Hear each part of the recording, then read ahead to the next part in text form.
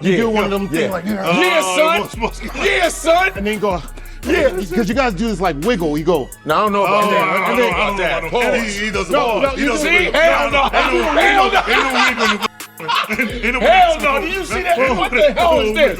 Nah, hell no. maybe that was gone. No, that was, what the hell was that? Do this, you go like this, right? Right, right, but nobody goes. Nobody goes. Nobody doing that. You just do this. And then you bomb. There we go. See? There you go. Nobody goes. Yep. 154, we all connected, baby, you already know. I'm talking 154, we bringing Africa around the whole globe. Ain't no place like home. Ain't no place like home. Ain't no place like, ain't no place like home. Ain't no place like, ain't no place like. Welcome to another episode of 154. Today's guest went from Lagos to the global stage. He's a Nigerian-born, British-raised professional bodybuilder, fitness icon, and modern-day trailblazer. He's made history as the first bodybuilder of Nigerian descent to win Mr. Olympia. He's a champion of the Arnold Classic, a swole superstar, a force to be reckoned with. One of the elites in modern-day bodybuilding. He has one of the most powerful and aesthetic physiques on the planet. They call him the Nigerian Lion. Ladies and gentlemen, please welcome to 154, Samson Dauda. Yeah! Hey, Let's go. Man, I like wow. That. Swole, let's call it. Swole superstar. That's hilarious. Swole superstar. That's a new one for me. Yeah, you've been called a lot of things, but swole probably ain't one of them. Well, you know, thanks, we'd love to have you here. We've been waiting for this moment for a very long time. Yeah. Usually we do a toast with palm wine, but we know you're in the middle of competition, so we said we're gonna bring boring old water to impress you. We go, well, we want to be on our best behavior. What is this nonsense y'all putting in your body? Should put like tuna and water. I'm so sorry. We don't have any protein, but we do have carbs. We have chin. All right. So here's to a good time here. Toasting, thank you very much. toasting with water here. There you go. I'm sure you've had enough of these in your lifetime. Oh, All right, I appreciate that. There you go. I guess we get right into the name.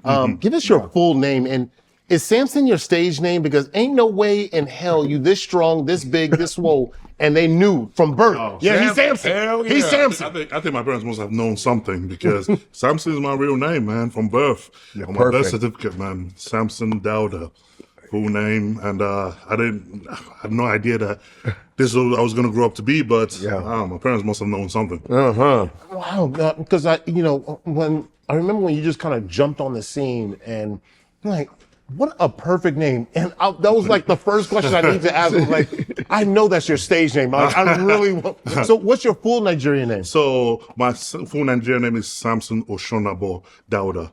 And when I came into the scene, it was the same thing, man. A lot of people thought that, is that your real name, like Samson? I was like, yeah, it's my real name. Look at my passport. And they're kind of like surprised by it. I'm like, yeah, that's it. But my parents must have really known what you were going to be. Yeah. I was like, they must have known something because honestly, to make it this far and, you know, most guys have to come up with like a nickname or something like that. Yeah. And I was like, no, I'm just Samson, man. Yeah. And I think one of my fellow competitor of mine, he's the one that just said, you know what?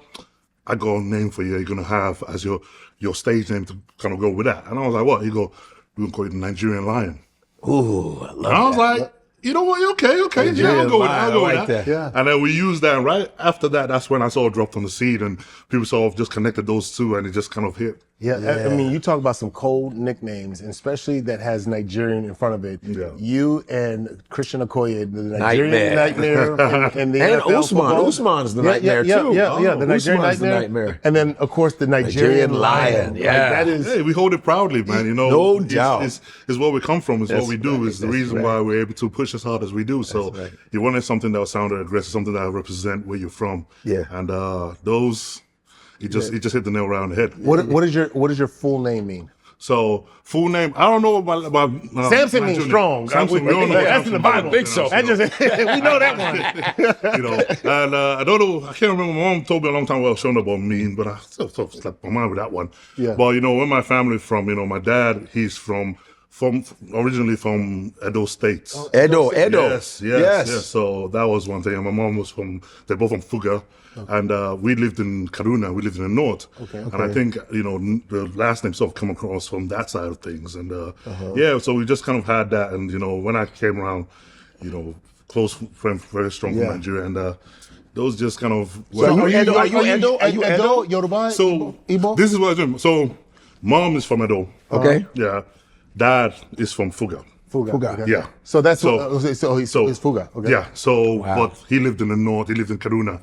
So that's where sort of those parts kind of mixed to me. So I just took a bit of everything, and that's You're like Fedo.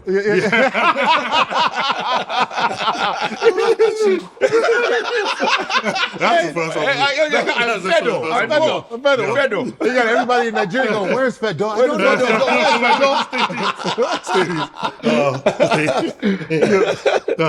But you were born in Lagos, though. So we was born in Kaduna. Oh, you was born in Kaduna. Kaduna, Oh, okay. yes.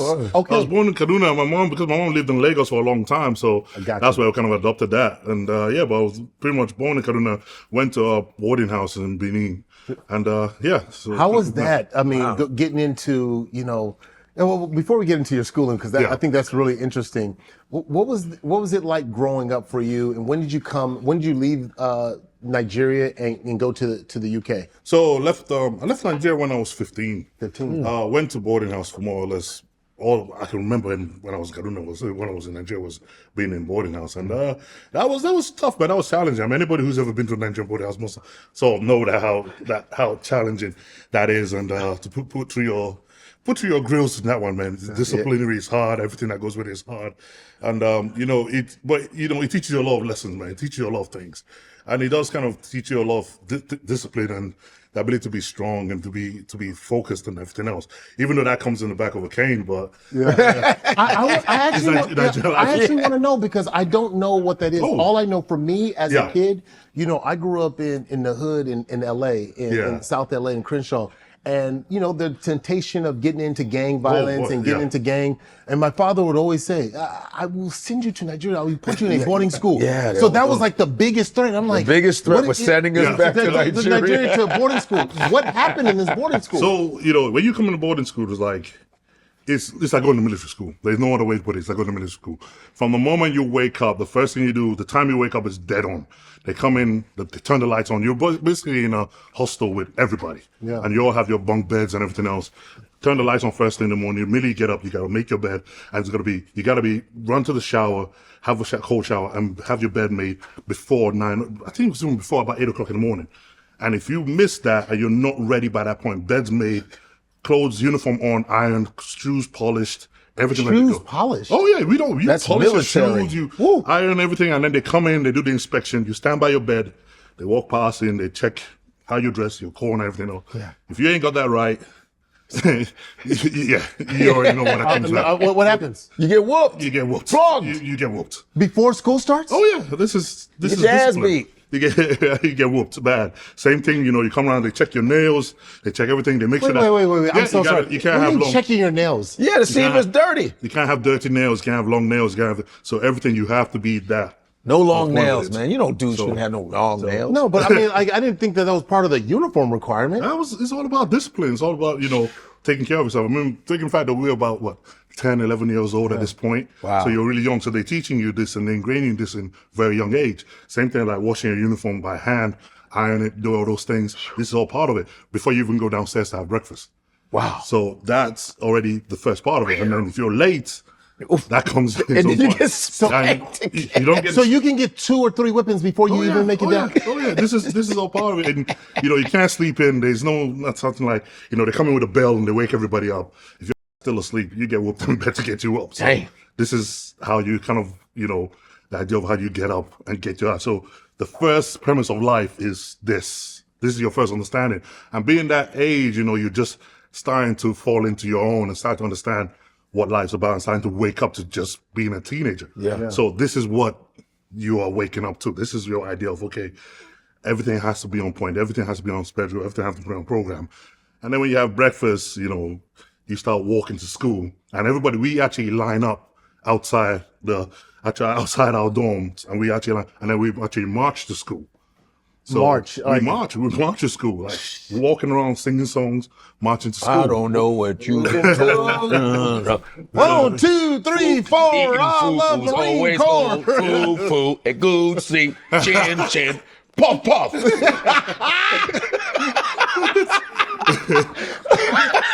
Oh my goodness. So that was, I mean, I appreciate, no one's ever told me that. It was always just a threat. So I never knew. I knew it had to have been bad, but I didn't know it was that bad. Oh, it was that serious, you know. You know, you get to school, you don't miss lessons, you never show up late in class. And it's one of those things where the teacher try to teach you and they say, okay, right, you know, she goes through all what you're supposed to learn for the day, maths, English, whatever, and she asks questions to the students in class. If you can't answer it, yeah, you get another whooping. Oh yeah. What's the most amount of whippings you ever got in a day? At this point, you know, you grow up to the point where you're pretty much just used to it. You know how to sort of like to clinch up and to avoid it. But you know, it's just part of life. You know, it's part of growing up. So you get used to the idea of, okay, either how to avoid it or how to take one. Because you didn't carry the one. Is it safe to say you got at least like 7 whippings in a day before? I mean, don't get me wrong, it's not every day, but you do get caught out some days, and it's like, those days He's like, I had a rough day today. How was school? How was school today? 2 whippings, that's it. Yo, that's good. You're down to 2. I don't want to talk about it. I don't want to talk about it. So what was that like then when you left Nigeria to come to the UK? Because that wasn't the same. Oh, no. You know, for me, the first thing that first shocked me when I came to the UK was the idea of when you're in class, you could talk back to a teacher. Or talk back to an adult. That was, for me, was like, never in, I mean, it just doesn't happen. Yeah, right. So when you're in school and then you're hearing a kid next to you telling you, oh, shut up. You're like, what? You know, I'm looking going, I can tell by your facial expression. You're kind of looking going, man, he's about to get his and then nothing happens. And they say, oh, you get out of the classroom. We're like, well, is that it? Oh, I'll say something just to get out if that's all he's going to get. But that was a big shock for me. That was a big culture shock to see how lenient, you know, adults and teachers are towards kids. That's something that we don't get at all. It doesn't happen ever. So to see that sort of understanding and leniency and understand that, which is good because what it means is because you have that freedom to talk, you can actually ask questions. Yeah. And you can actually open your mouth because when you're in school in Nigeria, man, if you don't know something, you don't say nothing. Yeah. So if they ask a question, you just hope that you don't get asked. You almost clinch down on the table and like, please don't ask me. You know, don't ask me. I don't know the answer. Whilst there, you don't have a tradition where when people ask questions, you can put your hands up and say, look, I don't get it. I don't know. Can you explain it to me better? Right. So you have that freedom and that bravery to say that. Back home, when you know the consequence of you not knowing something is that, you tend to hide away a lot more. Yeah. So when I was in Nigeria, I didn't learn to read until I came to the UK.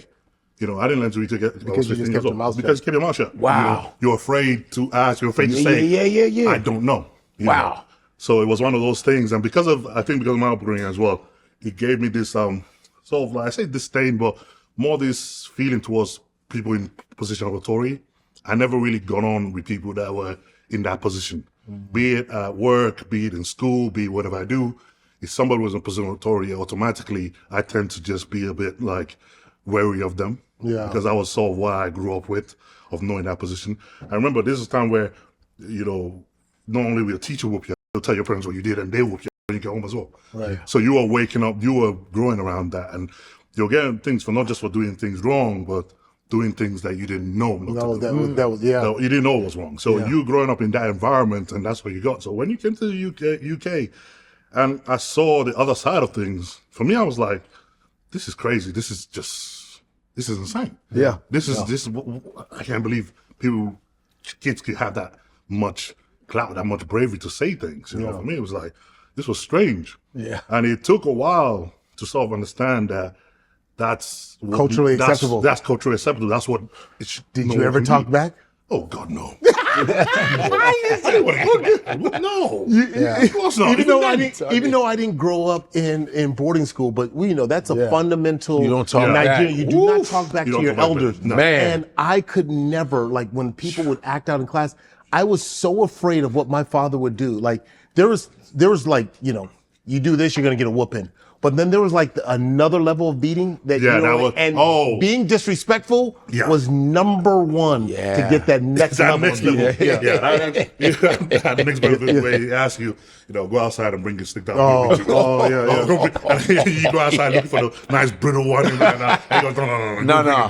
Go ahead. It's like, go and get my belt. Go and get my belt. Or how my dad, the thick one, get the thick one. They want like this. Don't get the skinny one. My dad he would always threaten. I was like, I will go to Nigeria and I will get a koboko. I will get a koboko. This is because you buy that thing in the market, right? Now that's something you used to go to the market and buy. You used to see them, the stores, they hang them up in the market and everything else. Did you ever get whooped with a koboko? Oh God, of course you do. You lived in Nigeria for that. It was part of the experience. He's gotten beaten by every practical appliance. that you can have. He's part of it. And the thing is, what happens is you used to kind of have it like, way of being tough, right? Yeah. So you used to always, because they used to beat you in front of the whole class. Ooh. So you used to be like, okay, you know what? You never want to be the guy that cried. Or you never want to show the one that showed them pain. So you stand there and just hold tough and like, and take the whooping.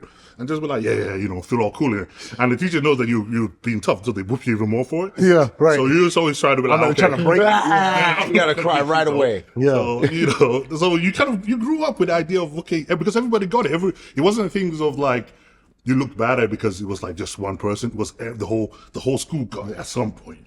Yeah. So you kind of like, it was just a norm of growing up. It was just what you understood happened. So the boarding school raised you essentially to 15. Then did you reunite to your parents, or how was that like? When you went to, did your parents just like, hey, we're going to the UK? So what happened was my mom at the time, she came to the UK. She was studying nursing. Okay. So she came to the UK and everything else, and she gave birth to my younger brother. And at that point, he was getting to the age where she couldn't work and take care of him at the same time. So that was basically, okay, you know what? At that point, you were finishing primary school. You're going to start secondary school. We're going to take you to the UK to start secondary school so that way you can look after your baby brother at the same time. So that's all kind of worked out for me. That's why they actually put me to the UK. Oh, okay. All right. Nice. It's just you and your brother? Well, yeah, me and my brother was both first when I came here. Yeah. And then my older brother joined me, and my younger brother joined me. So it's all boys? Oh, yeah. I have 3 sisters and 4 brothers. Oh, see, 7. Big family. Nice. So going to the UK, you talk about the culture shock in the classroom and hearing the kids are like, no, I'm not doing that, Miss Johnson, or in the British accent probably. Go on, do it. I'm not doing it, Miss Johnson. What was I told you. You said you got it. Shut up. we go back I'm not doing it, Miss Johnson. F*** off. Chim chimmery, chim chimmery, chim chimmery. What was the other culture shock for you? What was? I think everything about it was, food. Yeah. Like, it was food everywhere, like junk food and stuff you can get. Because in Nigeria, we don't get like, at the time we didn't used to get like KFC and McDonald's and everything else. Yeah. So this one, there was like food everywhere. I was like, okay.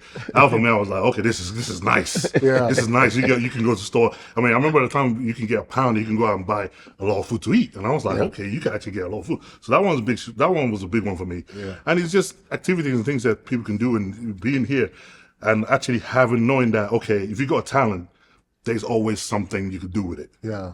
That one was like, okay, that was very new for me. So that one, I really kind of appreciated that. And then it's just the different because you think when you're in Nigeria, you think you speak English. And then you come to the UK. And then you realize there's English and then there's English. Yeah. And that was one that, because I came from Nigeria, there's words we never use them understood. So when you came to the UK, people say things to you, and you like, yeah, and you don't have a clue what they just said. That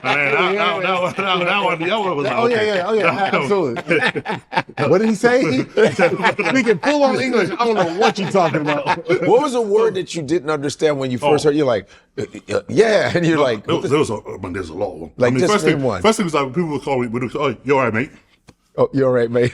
I'm like, what? what did you say? Are you all right, mate? Yeah. Are you all right, mate? So you hear that all the time, and I never knew what that meant. I was in the UK for at least 4 years, and I never knew what that meant. I'm like, what? I'm not going to ask There's only one day I asked someone, I said, look, what does that actually mean? And they actually broke it down. I was like, oh, okay, I get you now.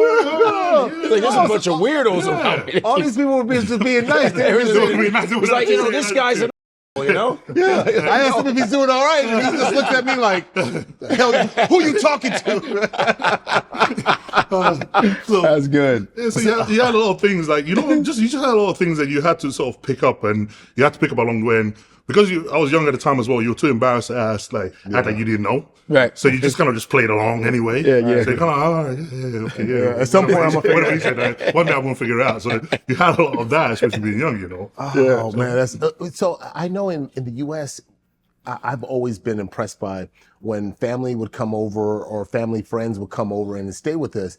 I talked about this in so many of the other episodes, that they were so far along in education. So, a sixth grader coming from Nigeria was doing 9th and 10th grade work easily. Yeah.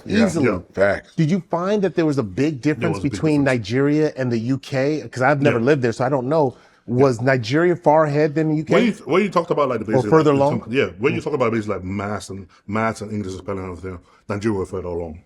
But when you talk about in terms of generic, using that practically, that's where you then see the shift. That's where you then see the UK picks up a lot more, like like more in culture and history and everything else going. That's where you then see the shift. But when you talk about just work, like, okay, here's the exam paper, fill out the sheet, do everything else. Yeah, we were ahead in that part.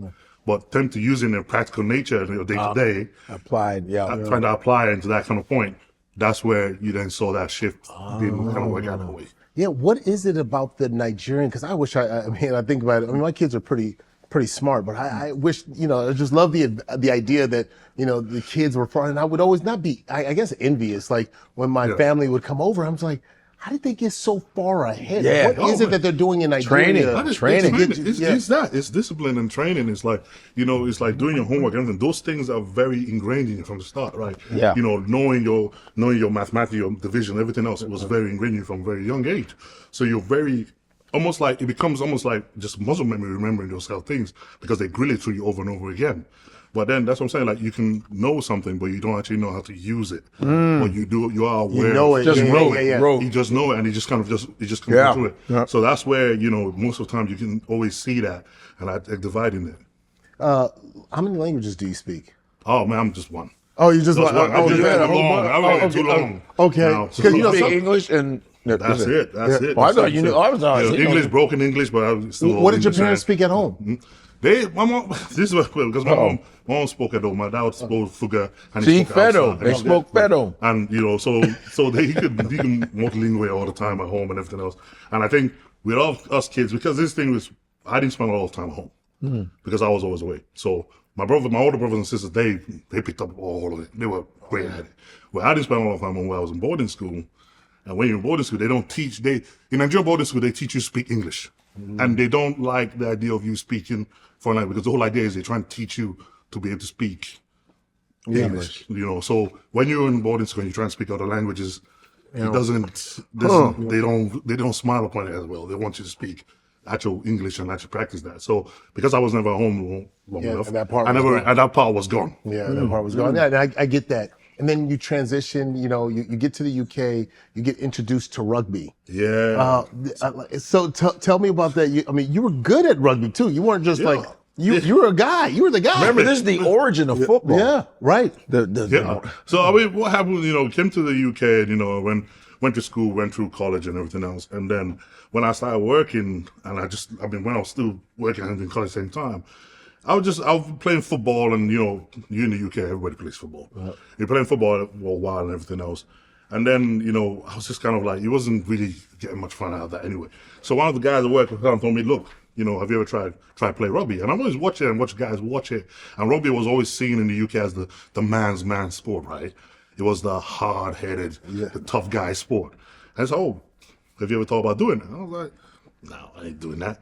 And then he kind of talked to me, and I was like, I kind of looked at him, and we watched a few games, and I was like, you know what? It seems like a cool sport because you got two teams, they go on field, they beat the crap out of each other, and then they go out for drinks right afterwards.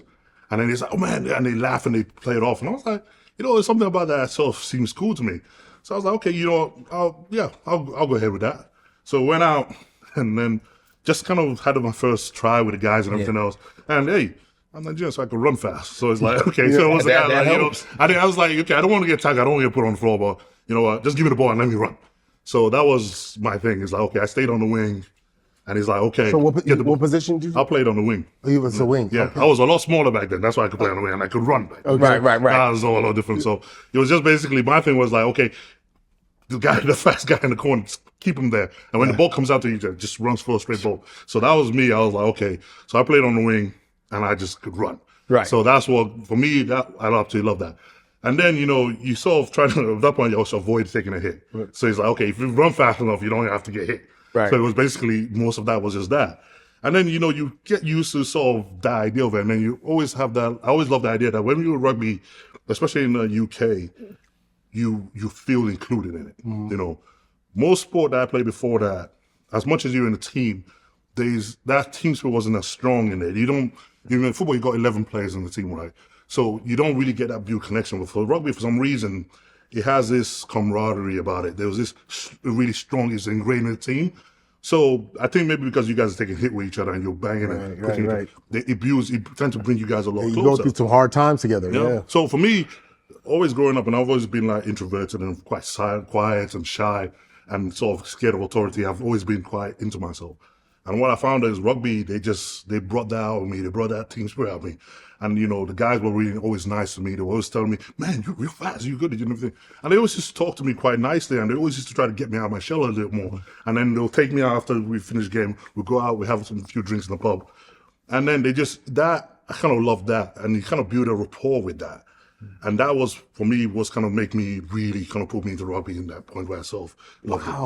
I've never told you this, but yeah. After I got done playing American football, I went Raiders, Chargers, Dolphins, back to the Raiders, and then I was going to try to see if I could do something with the Chargers again, just trying to extend my playing career.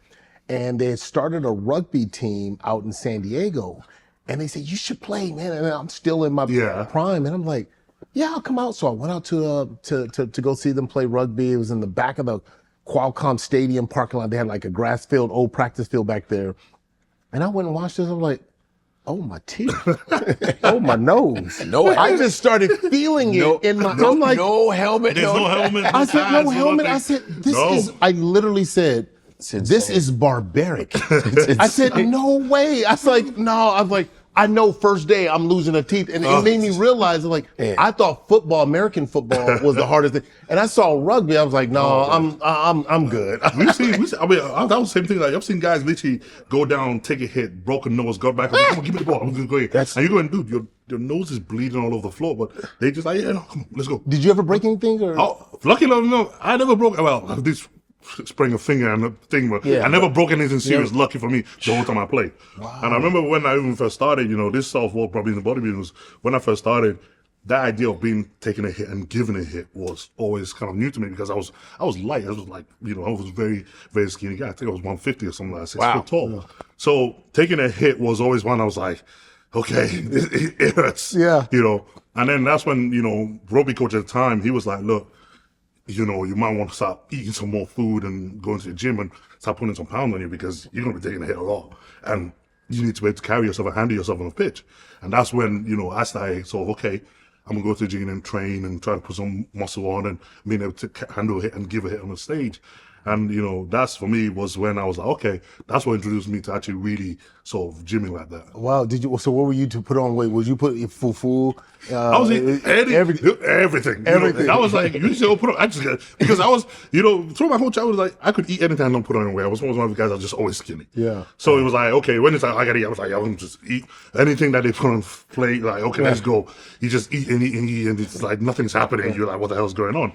So, but this is just re upbringing. Did you change your Nigerian ways when you got to the UK as far as like what you ate? Like or you still eating? We're still eating Nigerian food. I was still living with my mom. So yeah, she was still cooking all the same thing. So I was still eating all that. So for me, it was just that, just eating at home and everything else. And then every time you have a few bucks, you go to the supermarket and you buy whatever you can find and, buy some cookies and whatnot and try to have some snacks to eat. But yeah, it was Did you ever think about playing American football?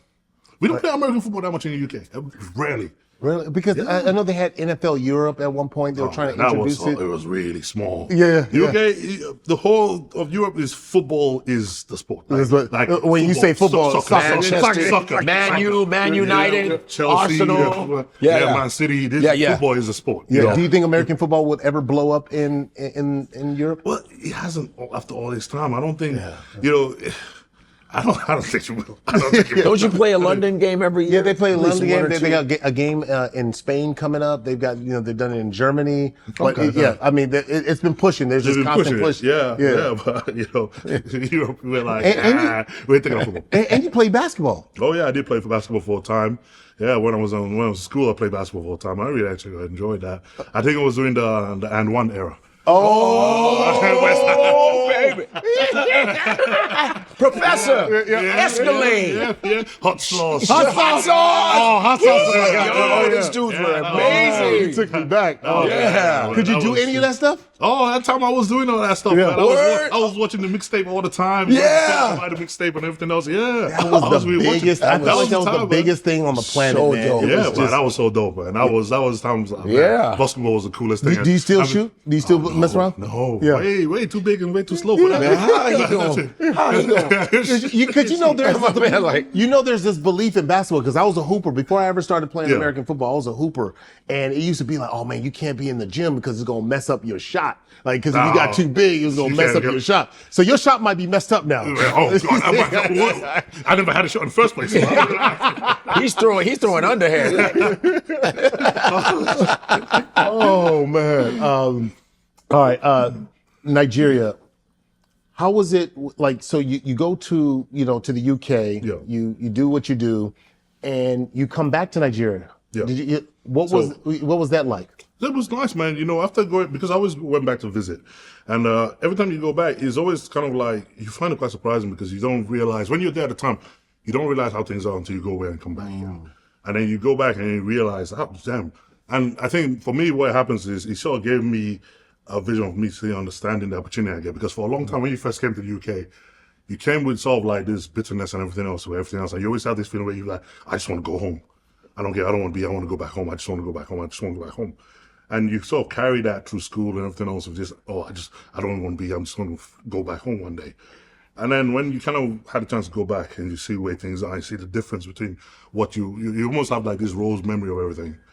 And when you went back and you actually see it, and then you actually go, man, okay, now you realize the opportunity you can give in and where you're at. And you see people out there, you try to sort of help people out as much best you can when you're back there. But it's always hindsight, because it's when you see those things, you actually realize, man, okay, you're complaining a lot and you're talking a lot, but are you actually making the best of the opportunity you have been given, because there's still an opportunity. Yeah. So, maybe it's time you actually start embracing that a little bit more instead of just complaining and worrying about, one day I just want to go back home. I want to come back home. Yeah. Yeah. I really appreciate that perspective, because it's something that, Godfrey and I are having conversations about, and I don't think it's spoken a lot about, from the perspective of when you're in Nigeria and then you come to, whether you go into the UK and you go into the United States, you're almost forced, your eyes are almost forced to see the opportunities. Yeah. And I know there's, the discussion about, when it gets to, Americans or Black Americans and Black Africans and immigrants and all this other stuff, we're all one people is how I see it. Yeah. But your perspective change when you see one thing. I know it was the reverse for me when I went back to go see, where my father grew up in Abutameta. And I just remember going there for the first time and I'm going, oh, and I did everything in reverse. Like, oh, this is why my dad said this. Yeah. This is why I just kept, it was like an entire trip of, you know? And so I love what you're saying there, because it's like, don't complain. No like, make the most of what you got. Yeah, because going home, you go back home and it's like, you still got to go fetch water out of the well. Yep. You still got to do the generator. You have to use the generator. No lights on. You have to deal with mosquitoes and everything else. And you realize that you actually holy. Okay. I was last year and a half when I was in Nigeria.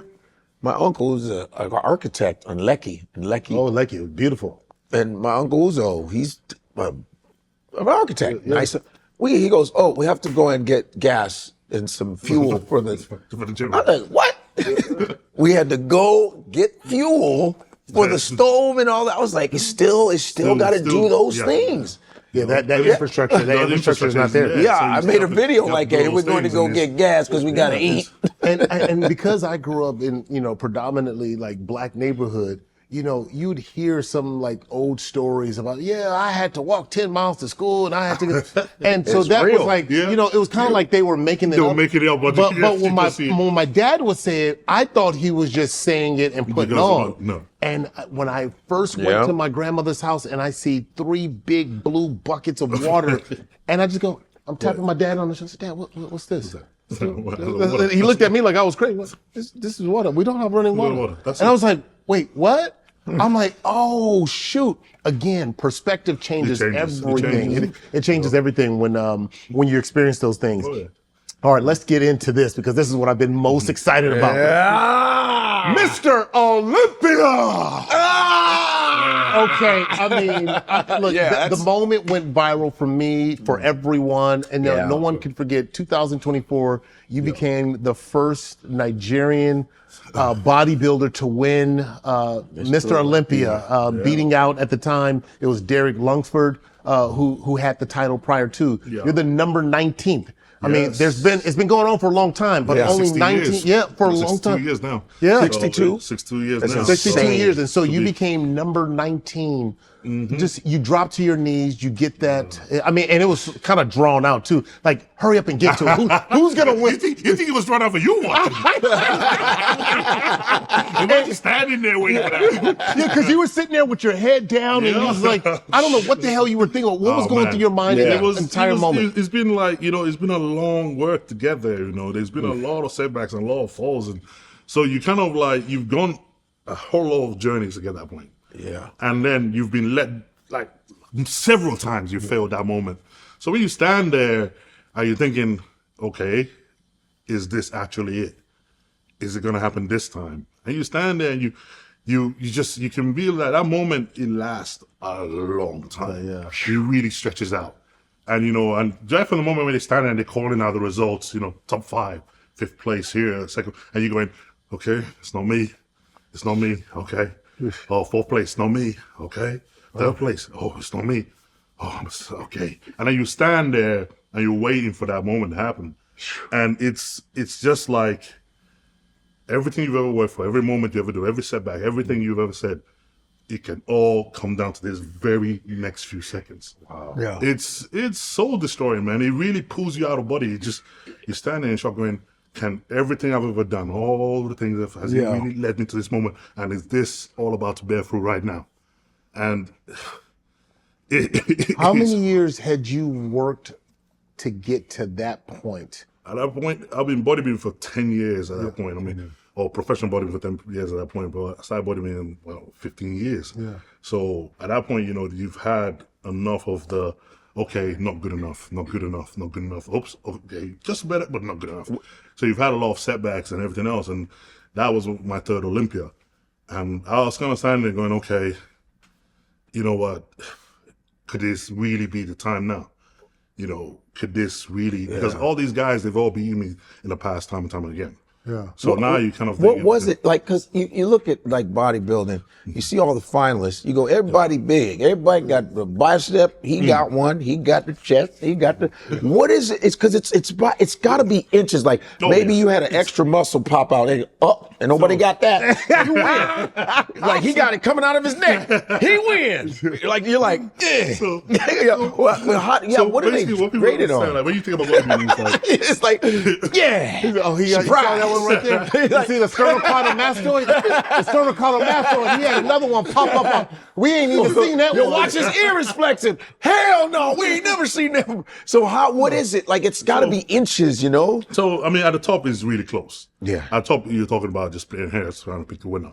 But what happens is with time bodybuilding judging, you're judging both size, symmetry, conditioning, and presentation. That's what you're judging on stage. Yeah. So, first and foremost, you got to be big. You got to have a lot of muscle on you.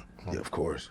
But you could be big and not built right. You know, those guys with big upper body, no legs. Oh. You know, big chest, no arms. Why you look at me when you said that? I didn't Yeah, see, he saw me, said I was straight. He saw you, said, damn. I didn't have... He looked at you, said, big ass head, no chest, big arms, real unproportioned. Damn long legs, huh? No, well, that's what you mean. You can be big, but you got to be symmetrical. Yeah. So everything has to be flow right. You know, you can't have one muscle behind the other one. It all has to sit right, and that's where that symmetry comes into play. Right. So you really have to be built that way and have the structure to carry that muscle in that tone. Yeah. And then all good. Now you're big. You have every muscle is built equally. Now you have to be extremely defined. So we talk about like your skin has to be like paper.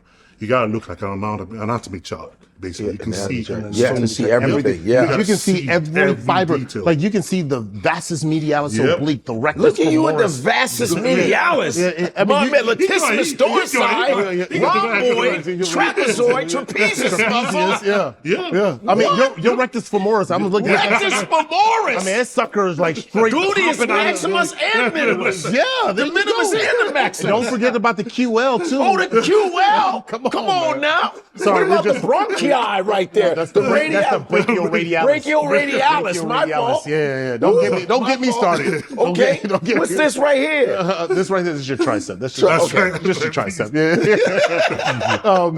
So you gotta have everything that defined. So the person that has the most of all of that on the day, they win. They win. Okay, let me ask this because this is something I've always wondered. I don't know if this is controversial or not, but could a bodybuilder say, you know what, I'm gonna win this one. I'm gonna go get liposuction and go get, because I got dad right here. I'm like, maybe I could go and do, the bodybuilding. There's got to thing. be some cheap. And if I could just do like the lipo right here, then I could look and you can see the veins because right now it's just dad. Or Right they up can in go here. BBL on the chest.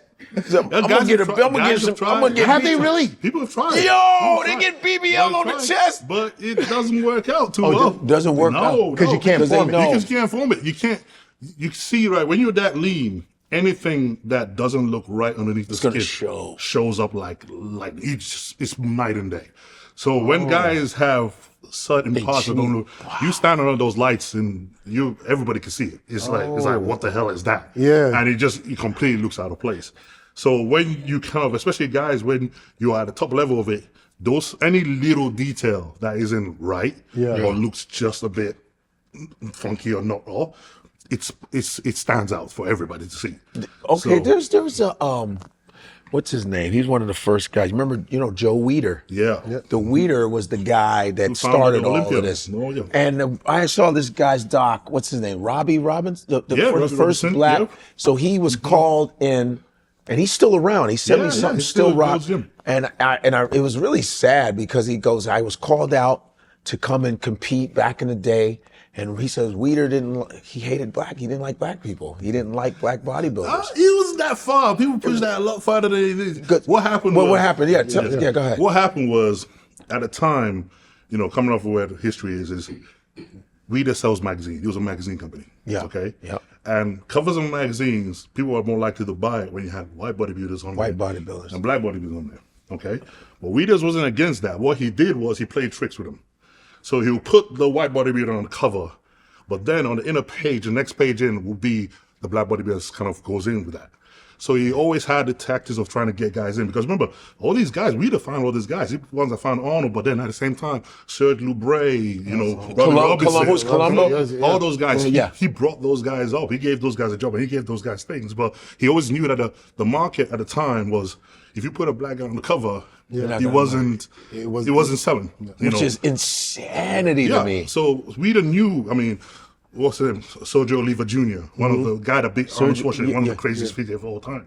He looked absolutely human, but nobody wanted to pay much attention to him because of that. So when he went up against Arnold toe for toe and beat him, we had to now think, okay, right, how do we get this part onto the magazine? So he couldn't deny it. So he put both of them on the cover, and then gave Serge Lubre his first piece on the inside of the magazine. So people might have looked and go, "Wow!" But you couldn't. You had to stop. That's sad. It's sad that comes into play too when you're talking about body. And then also you see these bodybuilders that have to darken their skin to beat the brothers. I want to know about this. Cheaters! No, you should stay your complexion, buddy. There's a reason. I know. There's a reason. What's the reason? Okay. So people don't know. That's the only time they want to be black. First time they told me that, I thought they were playing a joke on me, because first time I was going to do my first competition, I was already getting trained and doing my training and everything else. And then my coach at the time, he was a friend I know that he's already competed, and he was a British championship at the time. And he was like, "Oh yeah, just remember, if you saw whether you're tan yet." And I was like, bro, what the hell are you talking about, bro? You do asking you to tan. Yeah. I looked at him like, bro, you might have missed something, And he was like, "You still got to get tan." I'm like, he's taking a piss. He's having a laugh with me. He's trying to play a joke. Right. And he's like, "No, I'm serious. You got to get tan." I was like, "Okay." I didn't believe him. I went home. And I was like, "Okay, I don't believe it." So I went on Google, and I started Googling the image. And then I started seeing pictures and videos of black guys actually getting tan.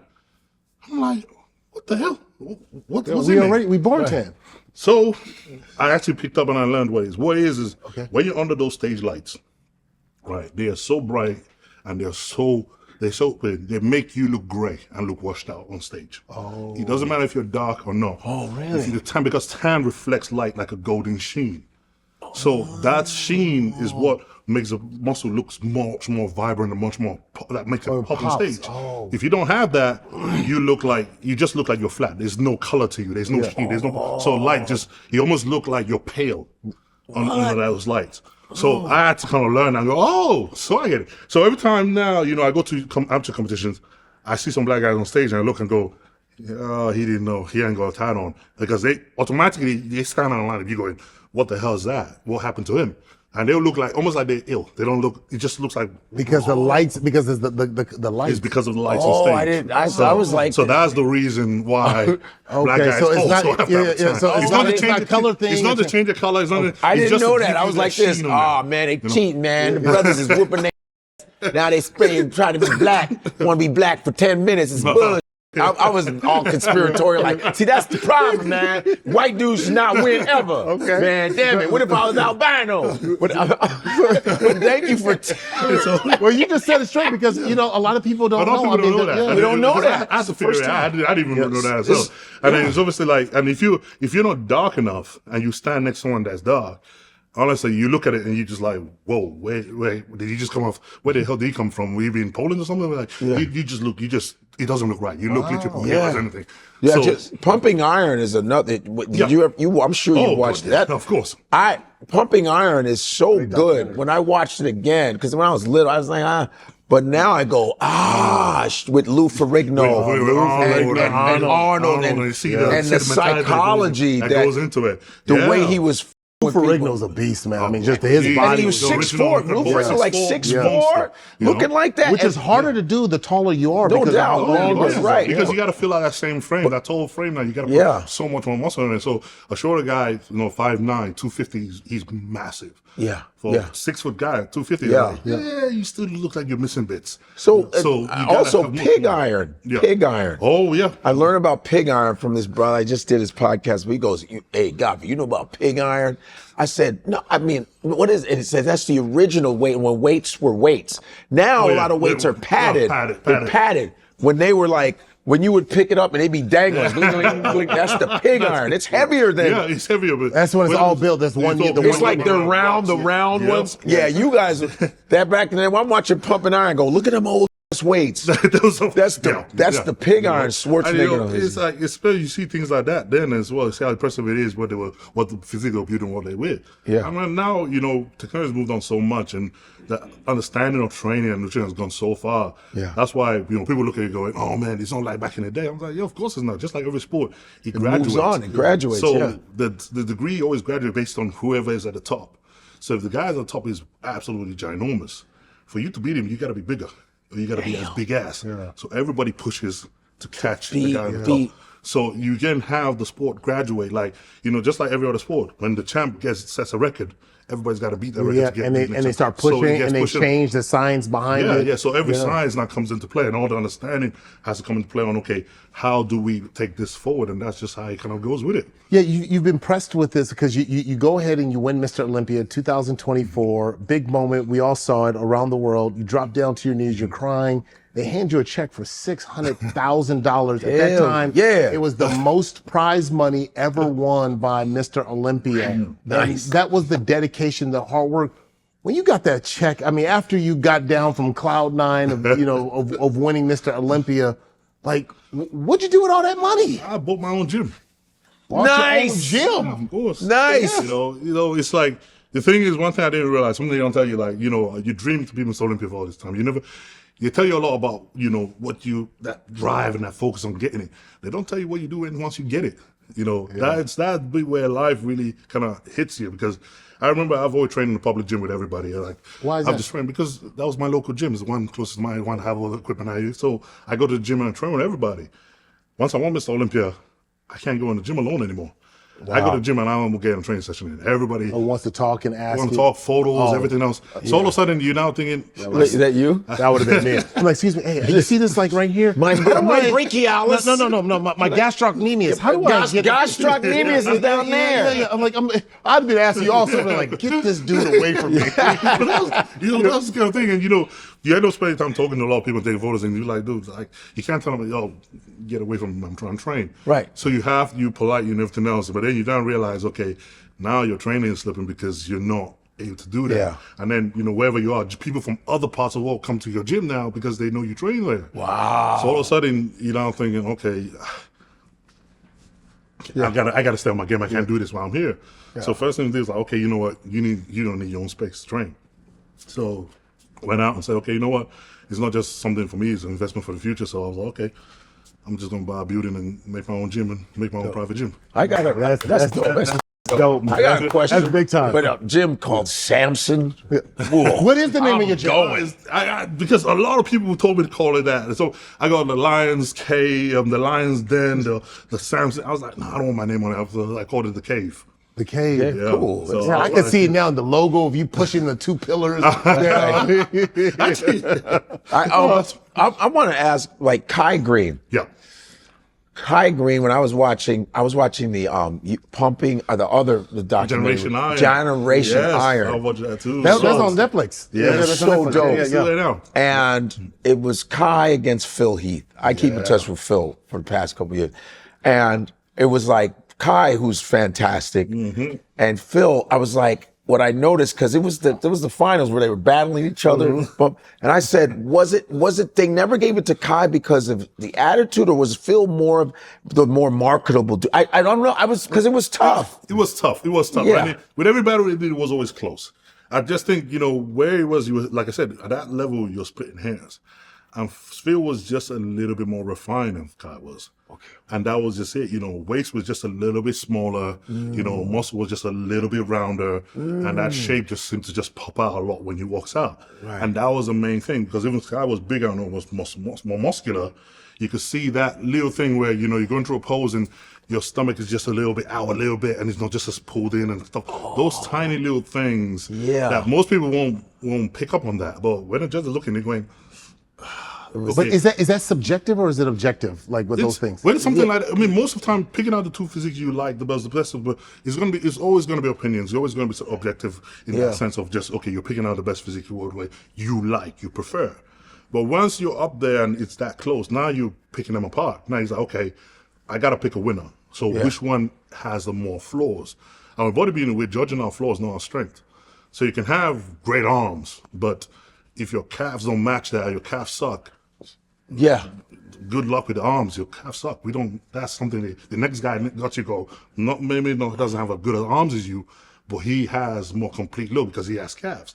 Automatically, he's going to be he's favored. He's going to favor because it's almost like a beauty contest. Like which one looks more beautiful? Because I thought that people just like he doesn't seem like I like Phil look like just personality too. They go, I like this guy better than this guy. But they don't get a chance to know your personality. No, but you can sense. I mean, that's you know what I'm talking about. You know, Kai always did the best posing routine, and he's just his artistry on stage was. He would pop lock and it was all amazing. It was amazing. Big guy that big to be able yes. What he did. You know, he's spinning on his head. He's doing stuff. Like, what the hell? How is that even possible? You know, and he carried that really, really well. Yes. And I think it was just that point. It was just that little bit of refinement that I think Phil just carried over him a little bit. Yeah. And that was, I mean, I can imagine how frustrating it must have been for him each time they go into that battle where he just always had, Phil just had one step up because of that. Yeah. And it was just that just kind of just played out. Yeah. I wonder also too, I wonder how much of that, because you know, you see some of those where they're training in some of the public gyms or with the other bodybuilders and whatever, and not having your own space. Like I know I train over at Flex's gym, Dragon Layers, and down in Las Vegas. And it's cool because when he works out, he's got like a whole posse with him, and it stops everybody from kind of getting in. Yeah, you got the camera, so you don't want to disturb him. It's like, yo, and he just, well, I think the thing is, I think time is come a lot better. I think with social media as well, it's made things a lot better, and guys are much more approachable now because of that. Because I think before, people always assume, you know, when you see the big guy in the gym, automatically you assume that he's the freaking straight angry guy. Just in it. It's never like that. There's never. Most of the time, probably the most friendly guys in there. They're the one that you probably could ask. Look, I'm trying to get in shape. And they'll be the first one to come out to help you out. They're probably most of the time. But their appearance is always that look at first going, okay, he looks like he's about to kill somebody. But most of the time, they're not what you see, man. Maybe now with social media as well, guys are getting their personality there. People are now realizing, actually, these guys are okay. So when you see Flex in the gym and he's doing that, you probably go up to him and say, hey, sorry to interrupt. Did you know Blessing? Cool. Oh, yeah. Blessing, he's Blessing's another Nigerian bodybuilder who would do all the funny jokes. Oh, he's so Blessing. There's Simeon Panda, Ulysses. I love Simeon Panda. Ulysses. Those guys, they're not in your same category. They're more. But I mean, Blessing is pretty much. Blessing is a. But Simeon Panda is like more Simeon Panda is more of a fitness, right? Okay. So you got him. You know, Andrew Jack right now. That he's doing Arnold this weekend as well. So Arnold, that's in Columbus, Ohio. Yes. So Arnold's happening this weekend. Andrew Jack is doing that. He's proper Nigerian. I think he lives out in Dubai now, and he's looking really good. And we represent him, man. My buddy Matt Eisman, who I do Ninja Warrior with, he goes out with Arnold to do the Arnold Classic and does a lot of like some of the intros. and I love like when Arnold. There's a thing where Arnold you can ask him questions. A guy was doing questions. Arnold comes in. He goes, you have to remember the muscle has to be divided, the division of the muscle and everything. You have to make sure that because when I was there in the 70s, I would be there from the gym all day making sure every muscle. And a lot of times people they don't even do the right thing. When you're there, your muscles are supposed to cry out, and the blood is supposed to shit out. You have to work every day. Oh my goodness. And that's what makes you a champion. You got to do better than everybody. While they go home, you're still there, still lifting. You don't give a and then blood coming out your ears. Hey, that's You like my Arnold? I knew it. Hey, Get to the chopper. That was amazing. That was amazing.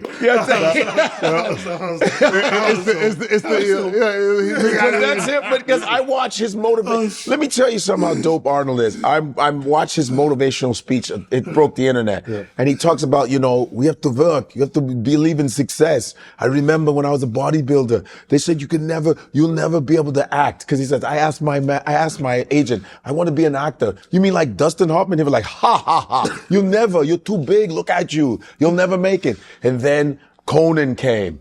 And Conan, they said, we want this guy. When they did Terminator, they said, you know what? If we didn't have an Arnold, we would have to build one. So he ended up being successful by the way he looked. And they were like, how many hours do you sleep? Someone said, I sleep 8 hours. He goes, sleep faster. 6 hours. What are you doing? Wasting. He said, sleep faster. He said, sleep. Yo. He said, sleep faster. And he told his, he even told his agent, he goes, you know what I did to my agent when he told me that? I said, you, I'm going on. Yeah. Arnold. It's one of the best. One of the best motivational speeches. I mean, you've had a chance to meet him and sit down. Oh, how was he? How was it? Oh man, he's something else, man. He really is like, you know what you so expect? Someone that's made that great of achievement. Yeah. I mean, who's done that? Like, right, no doubt. Insane, coming from Austria. Coming from Austria. Yeah. Become 7 times Mr. Olympia champion and then become a movie star. And a governor. In one lifetime. And one lifetime. And it marries into the Kennedy family. Come on. I mean, that Get out of here. Someone achieving that, you just feel like, you know what? Yeah, it's amazing. Did he ever give you anything? Did he ever give you any wisdom? When I won the 2023 Arnold Classic, because that was his show, getting a chance to actually meet him and speak to him, that was that's kick. It's crazy, man, because we were the same thing, man. We all watched Conan the Barbarian and everything. Yeah. And then the Terminator and everything else. So when you're there, I was just excited, man. I was just lost for words, like. He was always that swift talking guy, and I remember, that was the same time I think they just raised a check for the Arnold Class for the first time that show in years as well. I gave him a check. He was like, "So, I think the first question everyone wanted to ask is, what are you gonna do with all that money?" I'm gonna buy a chopper. Well, Arnold was always quick-witted, man. He was always funny. That's awesome. All right, so the internet's gonna want to know this, and I think they're gonna love this because the poses and the art, like the first time I got an inside look was being at Flex Gym and just seeing like he has like a private room with the mirrors and all these mirrors. Like, what kind of room is this? Yeah. And it's just all of this. What's your favorite pose? How do you learn to do all those and make them you got a coach, I don't know right? This one that you do like this, I'm probably. That's the Arnold one. That's the Arnold. By the bicep. So when we first started, baby, because like when we first started bodybuilding, like I didn't have anybody to teach me. It was just me and my wife. Like we would just basically go, okay, right, what's this thing? If you're gonna do it, okay, you gotta figure it out. So we literally put on YouTube, okay, and there was a video with Lita brought out teaching you what the bodybuilding, there's 7 bodybuilding poses. And we basically looked at it and then just watched the video going, okay, front double bicep. Oh, that's when you put your hands up like this and you stand like that. Okay, all right. Okay, what's the next one? Side, front, last one. Okay. And then we literally learned it watching YouTube videos. So you went to the University of YouTube to learn how to pose and stuff like that. We literally was doing that every day. And then you start realizing, like, you practicing it, and then you go off, and then you meet your friend and go, okay, now show me, look, watch me, am I doing this right? And then you kind of adjusting and just kind of getting used to actually the idea of it. And first was just kind of knowing what they are, what the poses are. And then going, okay. And then you kind of adjust and just watch YouTube and watch anybody you can to kind of pick up any tips you can. You ever get, cause sometimes when I try to do it, sometimes I get cramps. Do something. I get cramps. I'll be like this. Do something right now. I'll be doing like. Pose right now. Pose right now. Yes, first off, I mean, you can't see because I got this baggy old sweater. Yeah, that's right. But we know. Come on, get it down. Get down. Okay. Get down. So, Ready? You do one of them things like, Yeah, son. Yeah, son. and then you go, because you guys do this like wiggle. You go. No, I don't know about that. I don't know about that. Pause. He doesn't. No, you see? Hell no. Hell no. Do you see that? What the hell is this?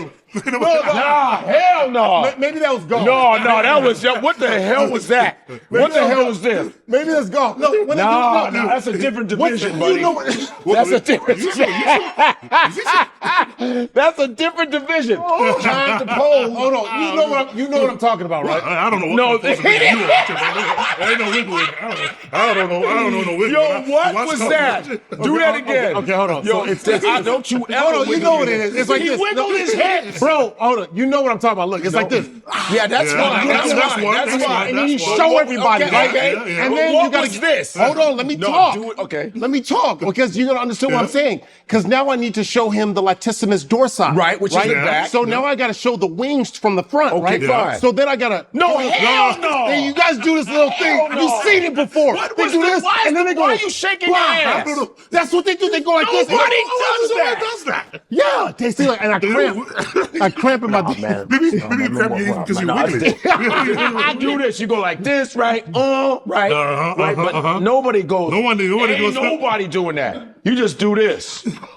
And then you bomb. There we go. See? There you go. Nobody goes. Yep.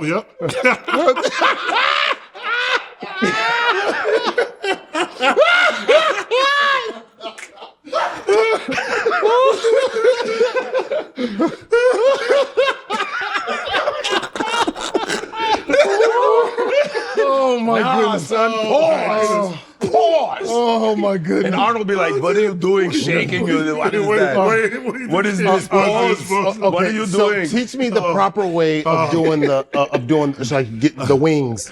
What's that pose called? You gotta have it first. He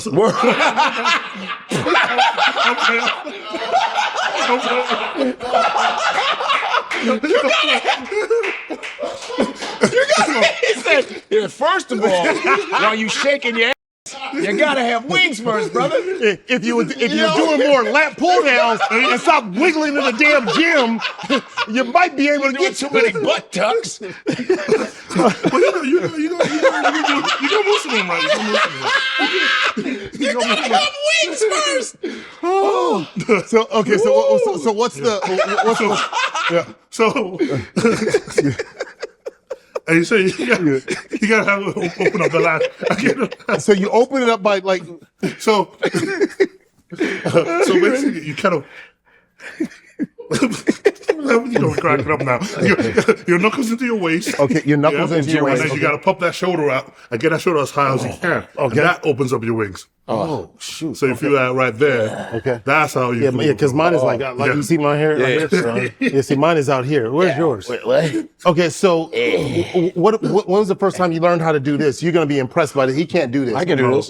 No, watch this. What you talking about? Hey, see? Wow. Wow. I don't know. What's going on here? Yeah. Wait, what? Hey, 1, 2, 3, 4, 5, 6, 7, 8, 9, 10, lady, mujeres. I honestly thought that you and I were going to be the only one to have this moment, and I wanted to exclude you out of this. Oh my goodness, what's going on? Get out of here! What are you doing? Can you tell me?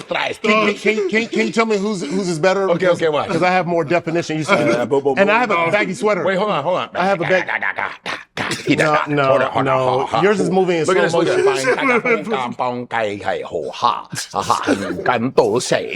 You were playing. He's playing music to his, man. He's making. I put music to my. Music to his, man. Jump. All right. So I remember as a kid, it was Hulk Hogan, WWF at the time. And he was like, "What you gonna do with this 24-inch python?" And I remember when I got to San Diego State and I was like, man, I want 24-inch python. And I would be lifting. And the biggest I ever got to was 19. My boy Antoine Young had, we called him Dub because he had a dub. So to get 20-inch arms, and an inch is a big difference, like as far as the arm size. How big is your arm? If Hulk Hogan had 24-inch python, what's yours? My one just because last time I measured my one, it was 24 inches. Yours is 24 inches? Yeah, mine was 24 inches. 24. So this is I'm looking at 24 in real life. That's what 24 inches look like, yeah.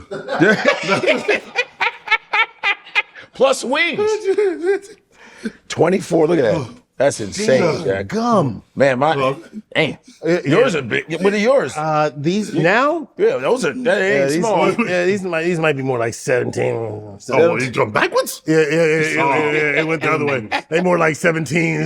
How many times a day in the gym when you're really training? How much time do you give yourself before the competition? So basically, we have seasons, right? So we got like off seasons where we try to put on a lot of mass and everything else, and try to put on as much as we can.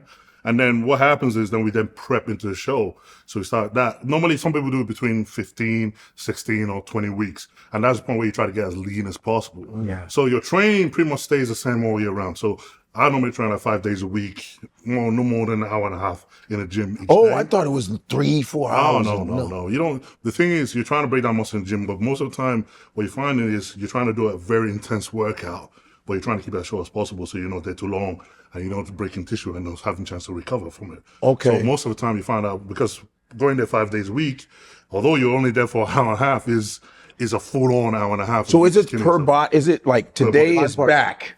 So you're just training back. Just Okay, back. back. Because I know you do like a push-pull. Maybe you do a superset. Some guys do push-pull and everything else, but with us, we kind of segregate one muscle group per day. Okay. But the hardest part then is like, so break that down, because I know like when I've trained with a bodybuilder before, Matt Cook, and you know, he would go quads one day and that's a whole thing. Yeah, and then do the posterior chain. Hamstrings is another day. Yeah. So how do you break your 5 down? So my one is, first day is always Monday. I always start over there. I'll always put the muscle group I'm trying to improve the most, I'll put it early of the week. Okay. So back is one of the ones I want to bring up the most. So I have that on a Monday. And then while most guys will separate both legs, both quads and hamstrings, I do it both in the same day, which is the second day, which is Tuesday.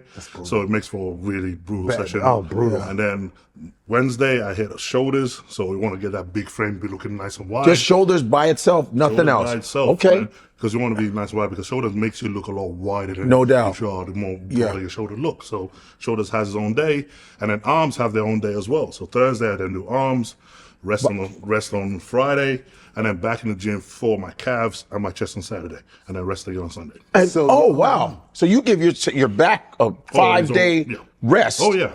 I like that. And then you do calves with what? Chest. So calves and chest on the same day. Yeah, you can do that because these are totally separate. Totally separate. Calves and chest. How the hell? I mean, so I know you be having them damn Charlie horses that they just grab you in the middle of the night. If you don't train well, we look for that, because after a while, when you've done it a lot of times, that sort of pain that just goes on for days and days and days, it gets less and less the more you do it. Yeah. So now, when you have a really good session all the time, and the pain is there for like 2 days later, you feeling proud of it, like, that was a good session. I'm still. What's the rest periods for you? Like, I want to say the reps, 10 to 12. What's going on? So you come up with 10 to 15. 10 to 15. Yeah. 10 to 15. And Okay. then What's the rest periods? Normally when I'm In between each set, I'm if saying. I'm training with a training partner, as soon as he's done with his 15, I'm on You go next. right in. So we go right next. So we literally just It's like a minute, maybe a minute rest. So a minute rest. So he goes, I go. He goes, I go. So that's why you find that even though we're doing this for an hour and a half, so You got to get. that's a lot of work in an hour and a half. Well, how's that different from like a football training? Like, typically they'll go like full recovery. You'll get like 3 minutes, 2 to 3 minutes in between. So you have that. You see the same, because what happens is I kind of customized my training style to the way I used to play rugby, which was full on explosive. A minute, catch your breath, and then go again. Catch your breath. So when I started going training, was basically that's how it worked for me. I know some guys, they prefer to have a set and then wait like 5 minutes to get fully recovered and go again. But for me, I always like the whole intensity part of it, especially when you're carrying a lot of mass. You want your cardiovascular fitness to be Right, the cardio is good. So when we train that way, almost just like a football player, where your heart is beating down your chest the whole session, you get a lot of cardiovascular fitness to it. It's almost like HIIT. It's almost like HIIT. It's training. like high intensity. High intensity. Because you're going. Also, okay, you say you're doing one set. I'm doing shoulder. Say you're doing these, right? So now the next exercise for shoulders would probably be rear delt.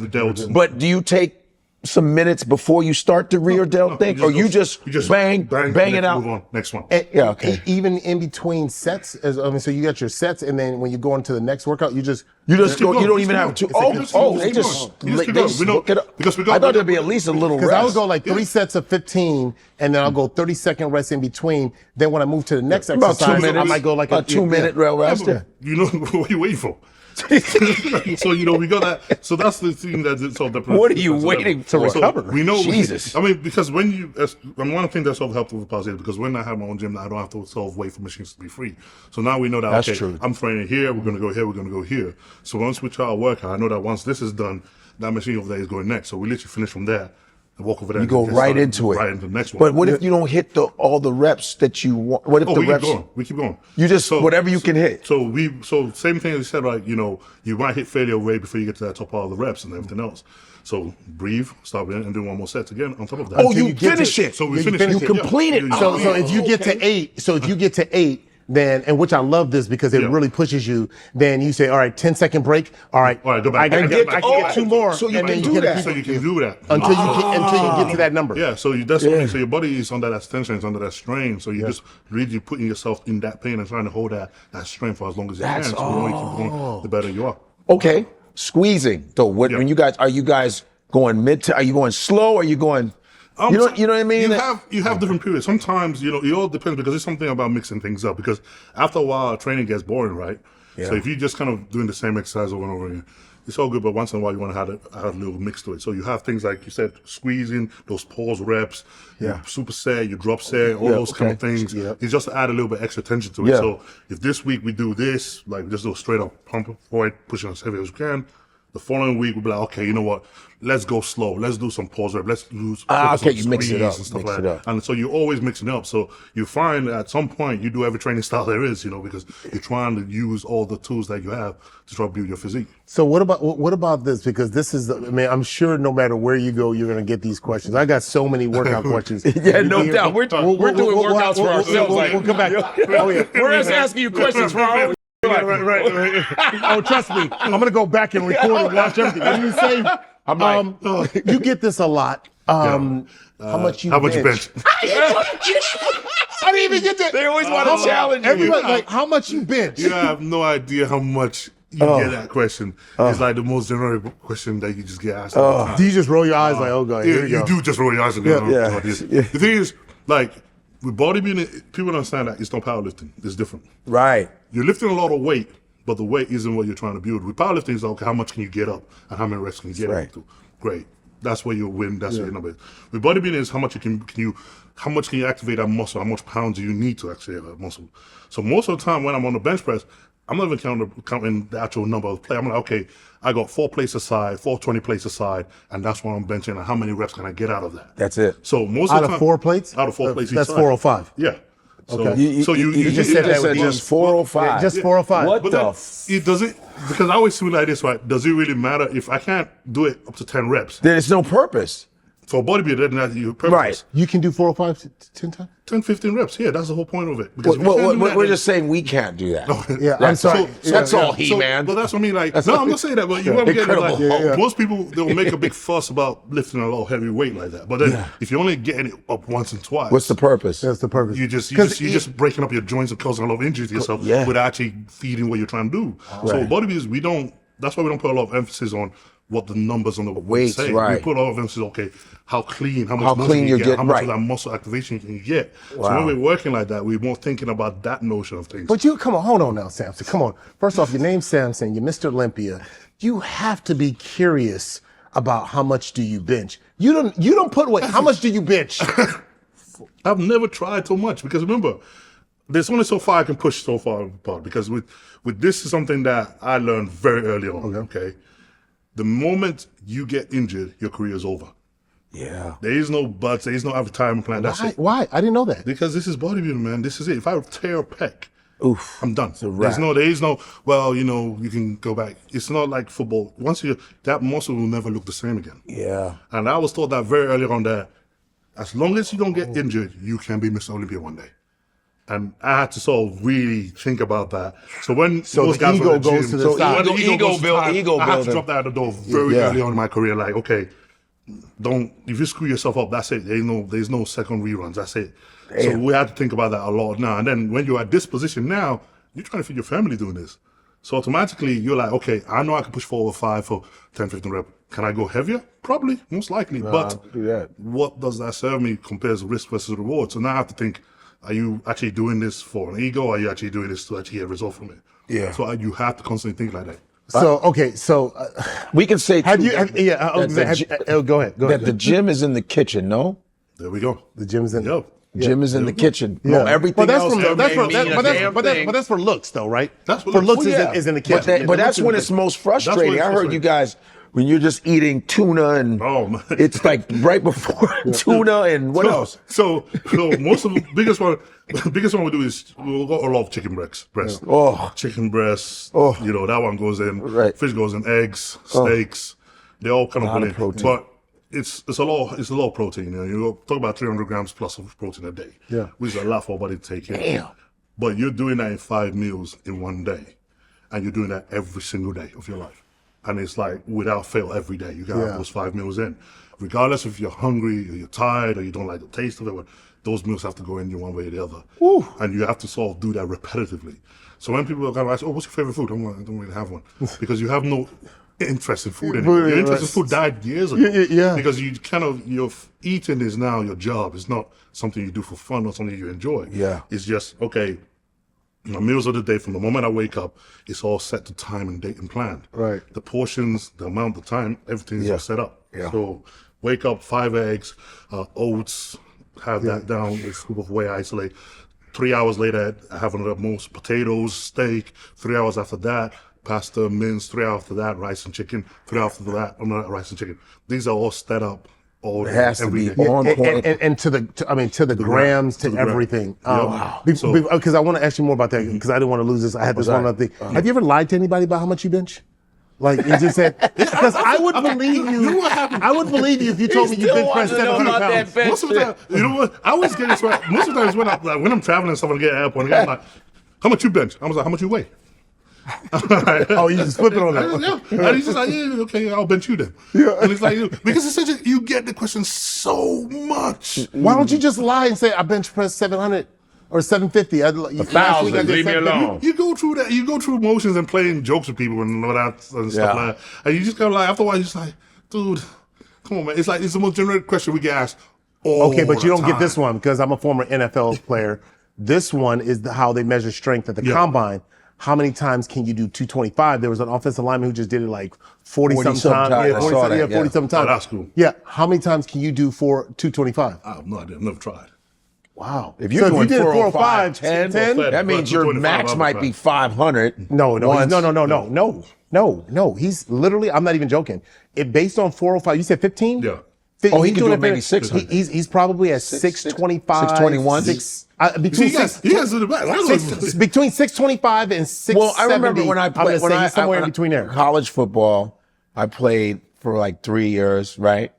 And I remember my strength coach, if you did like 155 like 10 times, that means you can do maybe 200 once. You know, it was Right. the rep. It was how, and it really is math really to it. accurate. Yeah. There's a math Oh, to is it. it actually There's a accurate? math to it. If you're doing 405 10 times, your one time will be 6. No, he's doing it 15 times. 15 times, so gonna say you'd be on he's 6 probably- something. He's You probably do closer. 160. He's probably closer. He's in that 620 Yeah, to that 6. 670. Holy and because crap. you're 6 feet. You say that now. You trying to tell me to go try it. I don't. Yeah, no. I'm gonna just give it. He I'm wants gonna to give you a challenge number. you. Something else. How high did you get? How far did you get in your one-time benching? Oh my gosh! I'm so embarrassed to say. And this No, what? I used to feel like a man when I would throw out my numbers. What was it? But the most I ever benched was 405. And then the combine I did, or for the team workouts that we had, I did on pro day. I did 21 times, which is not a lot, but I have a long arm. 225, Yeah. 21 times. And then my squat, even though they don't measure the squat, my squat was trash. Please don't judge me. Yeah, what was it? I benched 405 and I squatted 420. That was my most. So it was, it was. What was your squat? Man, I can't remember. Well, Can't 6. That's probably close to what you said. About 6. What? 6. I said you're between 620 and 675. But the thing is, because we always do it for reps, though, we never do like. You're trying to one build. time. We always You're kind trying of to do build. reps, so we never get a chance to just do one off. One so off, that's yeah. like you never really kind of know. Just all of that. I just so you probably squat 1,000 pounds. I mean, Probably. I seen a dude that I played with, Robert Gallery. He was first pick for the Raiders. Came this like this. I can't remember. 04, 05, whatever it was. And then 700 pounds he squatted, and I'm just going. My knees, like I tore my just, ACL watching it. I was just like, damn.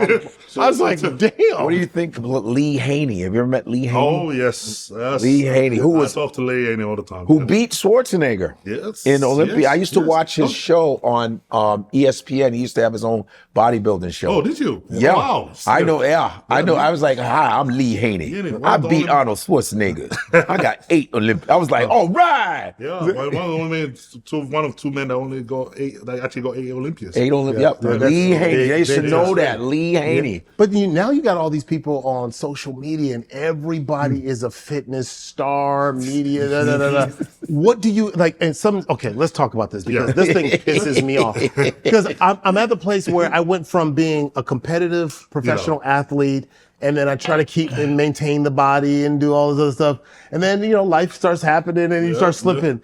And so now, like, if you go on my For You page, man, I'm a sucker because there's cats out there be like, oh, your quads, because I'm a little sensitive about my quads. You know that. I told you. Yes. And then be like, want to get strong quads? And they'll just do something like this. I'm like, do 10 of these and you're going to get strong. I'm like, does that work? And then I'll be in the gym the next day, like, Doing dumb stuff. I didn't feel like, man. what do you think about all these Instagram people? Yeah, And these foolish. It's going crazy, man. It's definitely blown out of the water and everything else. Look, I always kind of have the idea that, you know, the basics weren't broke, man. They always worked. So everybody, you know, people kind of, if you go on there and you just do the same basic, it's boring, right? Nobody wants to watch that. Right. So you got to come up with things and make it look crazy and funky to make it, to draw attention. Yeah.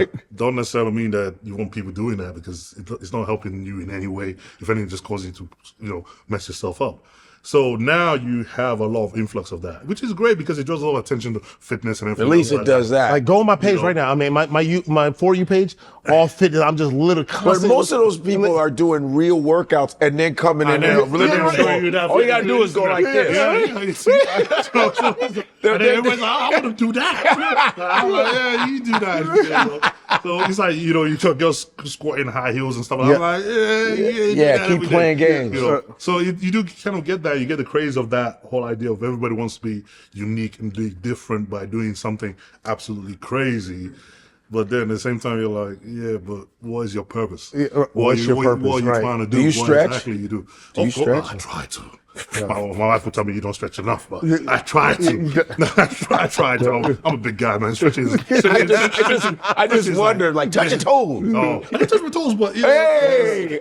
stretching like from a stretching It's like tough. Yeah, God, I would okay. think It's stretching stiff is as hell. part of Yeah, it. because you have to, because otherwise you could hurt yourself. You could. Yeah, exactly. Yeah. So, you know, post workout, as much as my wife tries to say you got to do it all the time, I try to stretch as much as I can, especially after leg workout and stuff like that. Yeah. To kind of make sure that you're not so big and so stiff that you can barely freaking climb up the stairs and anything like that. So that kind of works out that way. One of the things I love, I saw Aaron Donald, NFL great, now retired, and him working out with Dwayne Johnson, The Rock. Oh, yeah. Yeah. Wayne I think I gets it saw in. that. Yeah. Yeah. Have you had some guys like from NFL or some other teams that like? I've had they guys just- from other sport come in and obviously want to play and want to train with me and Yeah. everything else. And I always kind of laugh because I ain't throwing nobody at the bus, but it's different.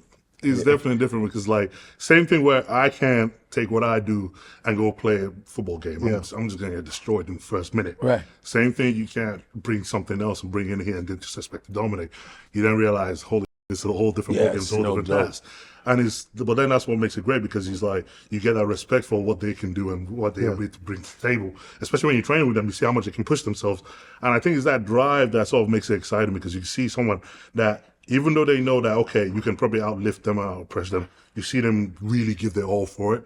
And you watch it. When you watch that, trust me, it's inspiring, man. You watching, you know, damn, okay, that fires you up, you know, it really does. Yeah. Would you ever want to get in the gym with Dwayne Johnson? Oh, hell yeah. Yeah. Yeah. That would be awesome. Man. Like, I don't think that's far away. I don't think that's too hard for you to do if you send him a message. Because I think it's kind of cool. You think about Dwayne Johnson. He's got his own gym. Yep. I've been to Terry Cruz's gym. Terry Cruz has got his own setup. Oh, sweet. Yeah. So you know, to hear these guys that have like, man, it'd be cool. Just You to could drop in. easily, Mr. Olympia wants to hang out. I think if he you wants to have a session with you. Yeah, he wants to have a session with you. Let's have a training session, I man. saw something Let's you do did on your Instagram, and I need to correct it. I didn't really like it. So, like, when you build your gym, like, there's some, you know, I'm at Equinox. Hello. Yeah. But it's not like when I used to go to Gold's Gym and see guys like you, women and you guys.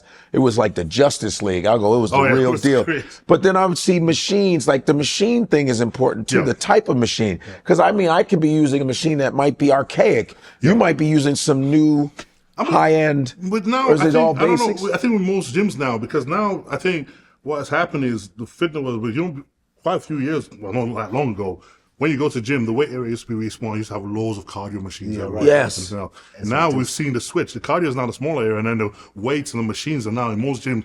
They have the hammer strengths. They have Weight training, You know, hammer they got- strength. they got all the What different do you? machines. Okay, Yep. good. I'm glad you And brought that's the that up. one we What use. is a good company? Hammer strain. So the one I use and one I'm sponsored by is Sumerian. They're coming from South America. And Sumerians? Yep, they catered out my whole gym for me. Look at Sumerians. The reason why I like them the most is because their equipment is built like tank. And for big guys like us, when we train, because I've had a few machines break on me when I was underneath them before. You broke it. Can you imagine that? He's just like, rah, I need a better one. I think we were actually doing, one of them we were actually filming at the time, and I'm using checking and the cable snapped on me. He broke and that. That was kind of like a holy crap moment. Damn. So, having a machine on a company that that big guy can go on there. Sumerian. And throw it about, and yet the machine doesn't even move an inch. I'm like, yeah. So I'm like, okay, for me, that was one that I really loved. When I used that machine, immediately I was like, yo, that looks like it's just hardcore. Yeah. And I was like, oh, I want them. Sumerian. Sumerian. So do you do cardio, a lot of cardio? So when I start prep for a show, Yes. I do cardio every morning. How much, 45 to an hour? About 45 to an hour. I do it every morning to start burning weight. During the off season, I don't do as much cardio. I mean, I take my dog out walking and all that stuff. But because you're trying to bulk. Because I'm trying to bulk up. So bring the cardio level down, you get the food really high. So that's where we kind of develop between off season and prep. Okay. I want to talk about food because, I told you I'm all into the, watching fitness and that's my new fitness is just watching how everybody else is doing it. Yeah. But like when I see Dwayne Johnson and I'm looking at The Rock and how he's doing it, and then he'll go through this cheat meal thing and he's like have these massive pancakes. And I'm like, dang. But that's just like a one-day. But that's just one-time meal though. It's not, you don't. So I'm saying, do you have your cheat meals like that? Oh, yeah, do you cheat like that? Yeah. How do you cheat? Pizza. No, is it just one box? We got good boxes? pizza around here. Oh yeah, I get the thing is You in New York. because one thing is most people probably say this, like most people are like, okay, I want to get big, I want to put on muscle, but they'll be like, you got to eat a lot of food. And most people are like, oh, I can't eat that much food. And I was one of them guys. I never had a great appetite. I never had that crazy appetite where I could sit down and just eat a table full of food and everything else. I was never good at that. What I was good at was I was able to eat a meal and then very quickly go through and ready to eat again.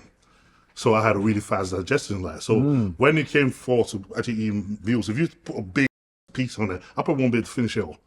But I know I can finish it in installments. I'll finish it in installments. In one sitting, I won't be able to eat it all because I don't have a great appetite. But I'm just good at digesting food. Really. I heard after you finish your competition, you guys that's a different thing. But then your body burns even more. No, it burns. No, but it changes. It also changes. It changes. It changes, right.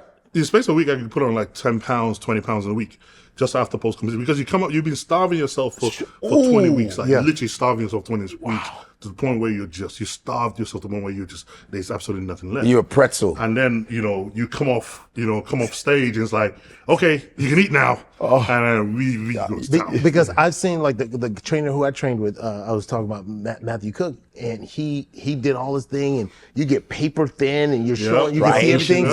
But literally he showed me after his competition and he drank water and ate and his muscles just blew up. Yeah, I was like, what? He's like, oh yeah, because you dehydrate yourself, right? To the point to where you can see all of the muscle fiber. Some people pass out. I was like, I had no idea how much science, how dangerous it is too. Because it's like one thing, when you're trying to get ready for a show, you not only first you spend like 16 to 20 weeks trying to burn all the body fat off.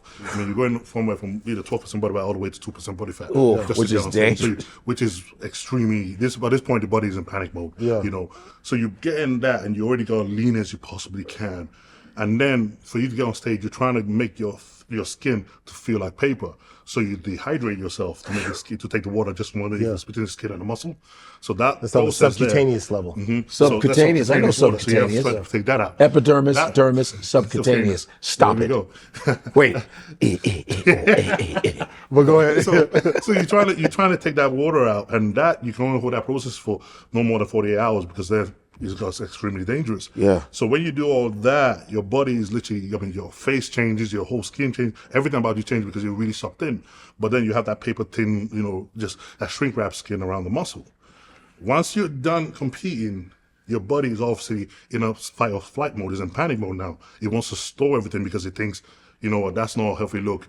You're dying. You need something else. So once you start eating and drinking, you find out you come off stage and you're drinking buckets and buckets of water, but you're not going to the bathroom. You're eating everything, but you're going days and you're not going to the bathroom. Your body's just storing all that out. And then slowly you just start to fill up. And this happened within hours. Like automatically, you just start to see your body just starts to explode inside to fill up. So you end up putting on a lot of pounds. Your body just trying to hold on to as much as it can. Because it doesn't trust. The body's like, I don't trust that you're gonna dehydrate me again. So I'm gonna hold on. I need to hold on. Yeah, so that's what happens. So you find that guys that come up stage within a week or two, you go back and look at them going, whoa, what happened to you? And they completely exploded and become that big. So if you do, some people, they don't handle that well. When you do that so fast, it can be very dangerous. You know, high blood pressure, everything else can come from that. So that's from what? High blood pressure can come from what? From you actually putting that much in that fast at that time and having your body explode that much in that fast. So you have to, some guys have to reverse diet their way into it. So even though your competitions, everything is finished, you still have to go do cardio, still have to train, still have to slowly get your body back to a normal point of that. Insane. So you can't just go, okay, that's it, I don't care now, I'm going to start eating stuff in my face, I don't give a damn. You know, what's crazy is that I learned so much about just a little bit. I got a little peek into it. Like I was competing on American Ninja Warrior. I've been hosting a show for, 14 years now, but at the time I was like maybe 10 years in, and they was like, hey, do you want to do this, to run? And I was like, oh man, I said, all right, let me go train. But then I was like, oh shoot, I got to get my body right. So I hired a trainer, a bodybuilder to get me right. Yeah. And there were all these different levels. And this was my first inside look, nowhere near the level of what, but it gave me an inside look. And I'll never forget show day when I was going to compete. Yeah. And he said, I need to dehydrate you, but just a little bit as I was working, as I was working my way down, because he says, you're going to be pulling and doing all this stuff. Yeah. I don't want you to tear a muscle. But then he did something that blew my mind. He goes, I want you to go buy some don't what? I didn't do it. Chill. I want you to buy some Preparation H for hemorrhoids, right? That's what you use for hemorrhoids. Yeah, I know. And you put it all over like Vaseline or whatever. Yeah. And because what it does, it dehydrates. It dehydrates it to give you a flatter look. And so sure enough, I did it maybe about an hour and a half before the show. So when I got on stage, I looked jacked. Like the camera lights are on and shit. And he'd be like, dang, he's Preparation, that's for your butthole. No, that's for your booty hole. No, for hemorrhoids, for your booty hole. Yeah, for hemorrhoids. So cream on his body. No, but because it dehydrates or whatever it is for hemorrhoids or something like that. That's amazing. I was like, dang, so are there tricks that you use? So way we do it is basically this. We play a trick on the body as it is, right? So you're saying you're coming up to the day of the show, you're about 7 days out. What happens is if you're normally, your water intake normally is about 4 liters a day, you basically double that. When you start drinking that much water, so in a short period of time each day, your body automatically starts to get rid of as much water as possible. So you're basically doing that for 1, 2, 3, and leading up the show. And then 24 hours before you get on stage, you stop drinking. But your body still is in that process of getting rid of water. And that's one way of your body actually pushing out that excess water out of your skin, because it doesn't realize enough. Because by the time you stop drinking, your body's still in the process of just getting rid of water. And that's one way of body actually just dehydrate, get rid of water out of itself. That's a lot of, oof. Yeah, it really is. I try to tell even my kids and whatever, because sometimes they'll see some of these, Instagram models and people, and they take pictures in their best time, whether they dehydrated or put the Preparation H or whatever, and they go take a bunch of photos and spread them out throughout the year, and then be like, I look like this all the time. I'm like, it's hard to look like that. Stay like that. It's unhealthy to stay like that. Yeah. That's why we only. You have to have only like that. That look that people see on the picture, we only like that for the time we're on stage. Yeah, we're hard to look like that all the time because it's not a healthy look. Impossible. And that is not something that. Yeah, we know we got to get in that shape to get on stage to do a competition. But the minute we're out of that, we know that's not a healthy look to maintain. Yeah. You got to have a certain amount of fat. You got to have body fat for nervous system, for brain function. You have to have fat. So you have to have body fat. Right. Sure. So you got to understand that part comes with it. And I think this is where, now with social media, it's all getting people mixed up with the idea of taking the extreme and posting their photos all through. And people think that you look like that all the time and try to keep that look like that all the time, but it's not, it doesn't work that way. That's not, thank God. Thank goodness. How much do you weigh? So as of yesterday when I'm coming home, I was 345 pounds. What'd you say? What? 345. Damn. You mean as in close to 400? Yeah, as in 345 pounds, halfway from 300 pounds. What you will bench? 300? Damn. What? 300? You don't feel it, do you? I mean, first, Well, being over 300, it feels different than being 300. Put it that way, because then I'm used to it because I've been carrying this weight for a long time, so it feels normal to me. But I also know that obviously getting on a plane and walking around, yeah, it's not the same as You ever just break a seat in a plane? Oh God, I break the seat at home. He reclines. He goes, "I didn't mean to." You just put your seat up. Can't. I'm so sorry. I don't mean to body shame you, but You're not body shaming. I know. I said that sarcastically. Body shame. I don't want to body shame. We're in a safe space. I don't mean to body shame you, but you can't fly first class or coach. Like you can't. The only way I stop flying. This is one of the reasons why I stop flying, coach. I gotta always fly business only because of flights. And even when we're flying here, because normally I think last week I was 350. So because I know I was gonna have a really crazy week, I wanted my weight to come down a little bit so I can get on a plane and walk around and do this without carrying that weight. You had to lose weight to get on a plane? Dang. It's a lot of weight. It's a lot of weight to carry. And when you're carrying that much weight, just walk around with the brief suitcases, get on the plane. I mean, business class, I'm literally sitting shoulder to shoulder. And the captain's like, "Hey, this is your captain speaking. We're going to have to move here. Dauda, you're going to have to get to the back of the plane. This should be a real slow flight, but we've got a bodybuilder on here. It's going to take about another hour to get here. In turbulence, nope, that's Samson. Going to the back. Samson's I thought it was turbulence, but it's Samson just peeing right now. Enjoy your flight, and our flight attendants are panicking right now, but we're just... Is this safe to say then? Is this safe to say that you always win the shoulder room? You know how, because sometimes when people are like trying to like, Dude, you always win it. Samson's like, "I'd like some peanuts." that one it's always like, I always remember like first time you get on a plane, Wow. and you're walking through the aisle, and then you get into your seats, and every single person when you walk past them are looking like, "Please don't sit next to me." and then I can see the faces going, not there, not you, You're like, and then you go, that's my seat, and the face of the person is just like, it's you and me today. And guess what? Don't say shit. I don't want to hear nothing you got to say. You know how you get on a plane and people like fighting for the armrest? Yeah, right. Yeah. Ain't no party. You're like, I hope my buddies. Hey, this is your body weight in arm.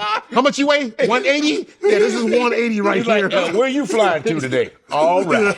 Oh my Well, you get out with flights a lot. Have you ever got stuck like in some weird way in like a middle aisle? I mean, in middle seat? What? Oh no, I don't.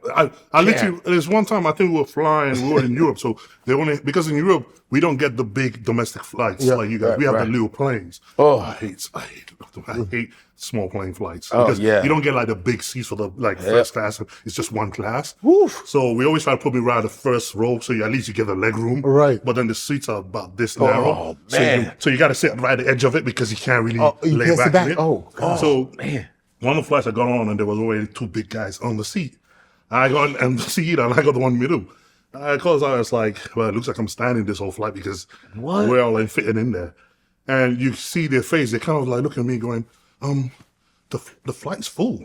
And I was like, well, we obviously can't fit there. And the panic on her face was just like, well, we got to do something. We got to do something. So she's running up and down asking, can anybody swap seats? Can anybody? You'd be like this, "Hey, can I get a job as a flight attendant?" This is going to serve some. No. Wow, that's crazy. That's That's crazy. And it's, so you carry a lot of weight, and you walk around with that, and it's And you're like, healthy though. You go check up your. Of course. I'm just asking. Because that's what I'm saying. Like, because people because normally when people that big, it's different carrying a lot of fat when you're that big. No doubt. But because we train, that's why I said I put a lot of emphasis on my cardiovascular training and being able to, be that spontaneous, make sure your heart can take the weight and be able to pump and train the way we do. So you make sure the cardiovascular is good enough to carry the amount of weight you have, and so is your lung capacity as well. So that's why we train that way, just to make sure that, okay, when you get that big, it doesn't all of a sudden feel like you take 2 seconds and you're pumping out. So it's like, okay, those things always come together. I got to ask this. This is going to be TMI's, but I got it because you and I can relate to this. He can't. Whoa. So I'm 280 pounds now. Dang. I don't like to be. Oh, my bad. I don't like to be this big in my, in my post, athletic. and I like to be around 245, 250. So I got some weight to do. You and I would talk afterwards. But I made a pact with myself, a little personal thing. Yeah. I said, I will never get back to 300 pounds. So I got up to 300 pounds, and I just remember, and you probably don't sympathize with this because you're 350, but I was just like, I felt like I always had to poop. I was just felt like thing felt so laborious. And my coach was like, no, stay that weight. And I'm like, damn, I felt uncomfortable. You're uncomfortable. And you are uncomfortable. But that's what happens. You're carrying a lot of weight, and the body's not meant to carry that much weight. Yeah. So it is uncomfortable. Yeah. And you do feel that weight because it feels like you're carrying a lot, especially getting up and walking around and things and eating 5 meals a day. As you said, you end up going to the bathroom a lot as well because you're carrying a lot just of weight. all the time. Yeah. I was like, what always seems to happen, especially every time I see myself when I climb up to a new weight cap, the first time I get there, it's extremely uncomfortable. It's extremely like, okay, this is horrible. This doesn't feel right. But then after a few weeks of staying in that way, it acclimates. You start to get used to it, and it becomes normal to you. And it's all like, okay, no, this is actually okay. I can handle this a lot better now. What about Ronnie Coleman? When I was watching his doc, he got to a point. I don't know how. Was he your height? Was he? Ronnie's about my height. He got so massive. What weight did he get to at some point? Ronnie was 300 pounds on stage, and I think it was 340 off stage. Wow. So this is your off-season stage. Yeah, this is my off-season stage. And then when you won, I'll come down to about 300 pounds to get on stage to compete. 300 pounds. Yeah. Jeez. So you purposely get up to 340. Oh yeah, you purposely get on there. You don't. With body, we always purposely going up or purposely going down. We always have complete control of what our body is doing each time. Okay. So we want to put on more muscle. You got to get that weight up. You got to get that body mass up. And and can you just eat whatever you want right now? Your diet comes first, so you got your 5 meals, and then when you have that in, your macros and everything goes with that. Then you can have whatever you want on top of that. But most of the time, after you eating that 5 meals, you pretty much find yourself that you're not really grasping for food that much anyway. Let's talk money here because this is. I was hanging out with at the Super Bowl with Myles Garrett. And I asked him straight up, I said, man, like, you look like a freaking Adonis. Like, I mean, he's just all jacked up or whatever, a different type of look, but just a big dude. And I'm like, yo, how much do you spend on your body? Because a lot of these guys now are putting so much, we're talking about the evolution of the sport and sports science and just how much you got to put into your body. Some of these guys are putting like 6 figures into their bodies, some even getting up to $1 million. As a bodybuilder, how much money, I'm not talking about food, we're going to talk about that next. How much money are you pouring into getting to? I mean, in a week, I wouldn't say we're going that crazy. I mean, in a week, obviously, you get a physio done every once a week. That's a big one for me. Blood work always happens every month. That's a big one. And then the rest is training and just food and nutrition. That's mainly it. We don't really have to do much crazy stuff. Not massages and that's physio. Okay. That helps. I help to do that, and that works out massages once a week. And then the rest of it is just your daily job of just eating the food and training. And that's it. It doesn't really take much more than to do that with bodybuilding. Okay, so you can't have like a skinny person giving you a massage. Like this person has to be. And the thing is, you'd be surprised because strong-headed people out there. Yeah, exactly. You know, I mean, one of the best massage therapists I had, she was a small little lady. And she could break me down. She caused pain. You know, she'd be there with her elbows and knees right into the muscle. And that is like, holy crap, what are you trying to do? But, you know, when they know what they're doing, they know how to get around you and how to sort of break down those scar tissue and the muscle and get you actually moving quite well from it. Okay, so I spend about $4,000. I'm put my business out there. $4,000 a month on food. For my whole family. There's 6 of us, and we're about 4,000 for the whole family. That's probably do more than that for me. For just you. Yeah. How much you spending a month? Probably about $1,200 a week. 1,200. That's about 48. So just for you, you're consuming more food than I'm for six humans in my house. Damn. It's a lot of food. It's, like I say, it's a lot of food to go through. Jesus. And it's like, it goes through it. So that's a lot. Yeah. Wow. Okay. All right. Okay. Good. I was like, man, I gotta know. So if you came to my house, I ain't feeding you. I'm gonna tell you that right now. You're twice my budget. The worst thing you can do have a bodybuilder in your house, man. He does. He eats your house at home. Wow. Do people try to test you when you get out in the streets? When and I how do was you handle smaller, that? probably, but now, no. Now I think when I was sort of coming up and everything else, you had a little bit, when you used to go out with your boys and stuff, and you always gotta get that. You get to a certain size and people just don't. They just like, yeah, no, You just leave that alone. No, they can't leave it alone. If anything, people are a lot more intrigued and more polite with it now because they kind of looking like, man, what do you do? What can I ask you a question? And they're more interested and want to know. And I think that's what kind of makes it cool because you get to talk to people and you get to find out what I've noticed, especially the last few years. A lot more people are into bodybuilding and they're into like training now than ever been before. Yeah. And that was very rare because when I first started, it was a very niche sport. It was a very segregated sport to one corner of the world. It was like this little niche thing that nobody really paid attention to. Yeah. And then over the years, I've seen wherever I go, people are now recognizing it and people are like, wow, how do you do this? Like, how are you this big? They're more fascinated by it than ever before. And that's all kind of, it makes you smile and kind of make you think, okay, you make you walk around like, okay, you're kind of proud of it, going, okay, the kind of work that you know you've done to get to this point is now being recognized for that. And you're kind of like, okay, this is cool. It's the art. What I respect, and I even told you that when you got here, is like, it's such an art and like what you put in, the science behind it, but also the dedication, the hard work like you've just been talking about. Yeah, and I think what's kind of helped with that is that social media has really just put it out on a different level. And I think it's made like people more self-conscious about the way they look. People have more desires about wanting, I mean, how do I get a six pack? And before you know it, all of a sudden you're looking at these bodybuilders and kind of their different workouts and you're like, okay, what can I incorporate? So in one sense, it's created this monster making people more aware about it, which is kind of like, because as I say, like, social media sort of works like a double-edged sword because in one hand, he's created that and it's kind of like, that's not really good. But at the same time, it's also giving guys like me a platform and guys like me to show, okay, what we do and what it takes to actually do this. And you try to be real with it and try to show what it really is and what it takes. Like, you know that full well, there is no days off with this. Yeah. Bodybuilding is 24/7. One sport where you don't get holiday, you don't get a break, you don't get from all the time for the last 15 years, it's always been the same. 5 meals a day, training every day, everything, your rest, everything is calculated. What you're drinking, what you eat, everything is calculated all the time for you to be able to do this. And you're able to show that and share that with people and say, okay, this is what I eat, this is what I do, this is how I train. And you can go directly to your audience and show them that, yeah, if you want to achieve this or you want to get like this is what it takes, not just what you think or what you think you see, is actually, this is the work that actually goes in. And you're going to see me do this every single day and see the result that comes from it. So you're able to sort of expand on that and show directly, okay, this is where he's going to do this. And so that's one of the good things that he has given us a platform to do that. Have you thought about transitioning into maybe even movies? Because I mean, you've got the look for it. I mean, you could be the first black Incredible Hulk. The Hulk. My wife said that so many times to me. I'm like, oh, look, I'm an introverted guy, man. Believe it or not, I'm still kind of like, because for me, like I said, when I was climbing up, when I was doing this sport brought me out a lot. It brought me out of my own, it brought me out of my skin, brought me out of my shell a lot.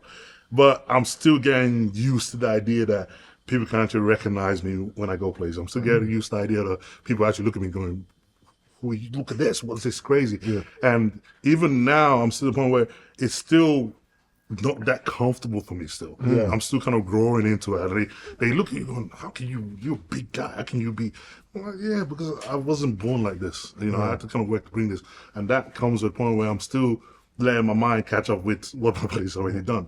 So if the future holds that, then that's great. But for now, I'm still like, I don't think I want to be known more than I already am. Right, just keep it like that. You enjoy your privacy. You enjoy How much does the Nigerian genes play a part in helping you succeed in that? Because genetics is a thing when it comes to in this sport, especially. In this sport, especially, genetics is a thing. I mean, that's why, me, Andrew, and most of the Nigerian guys that are in this sport, we're doing so well in it because of that. The frame, the stature, the muscle attachment, the way we look, the way we're able to carry, that roundness that we tend to have.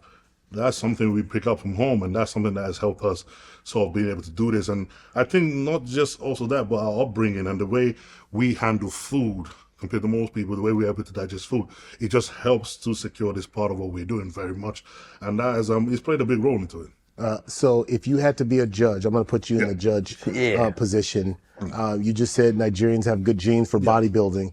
if Godfrey and I were to go into bodybuilding right now, who do you think would have the better look? Okay,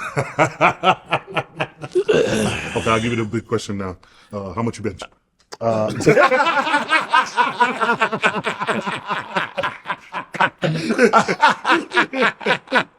Way to flip it. Nice. Oh, well done. Well done. Nice. You ain't no damn introvert.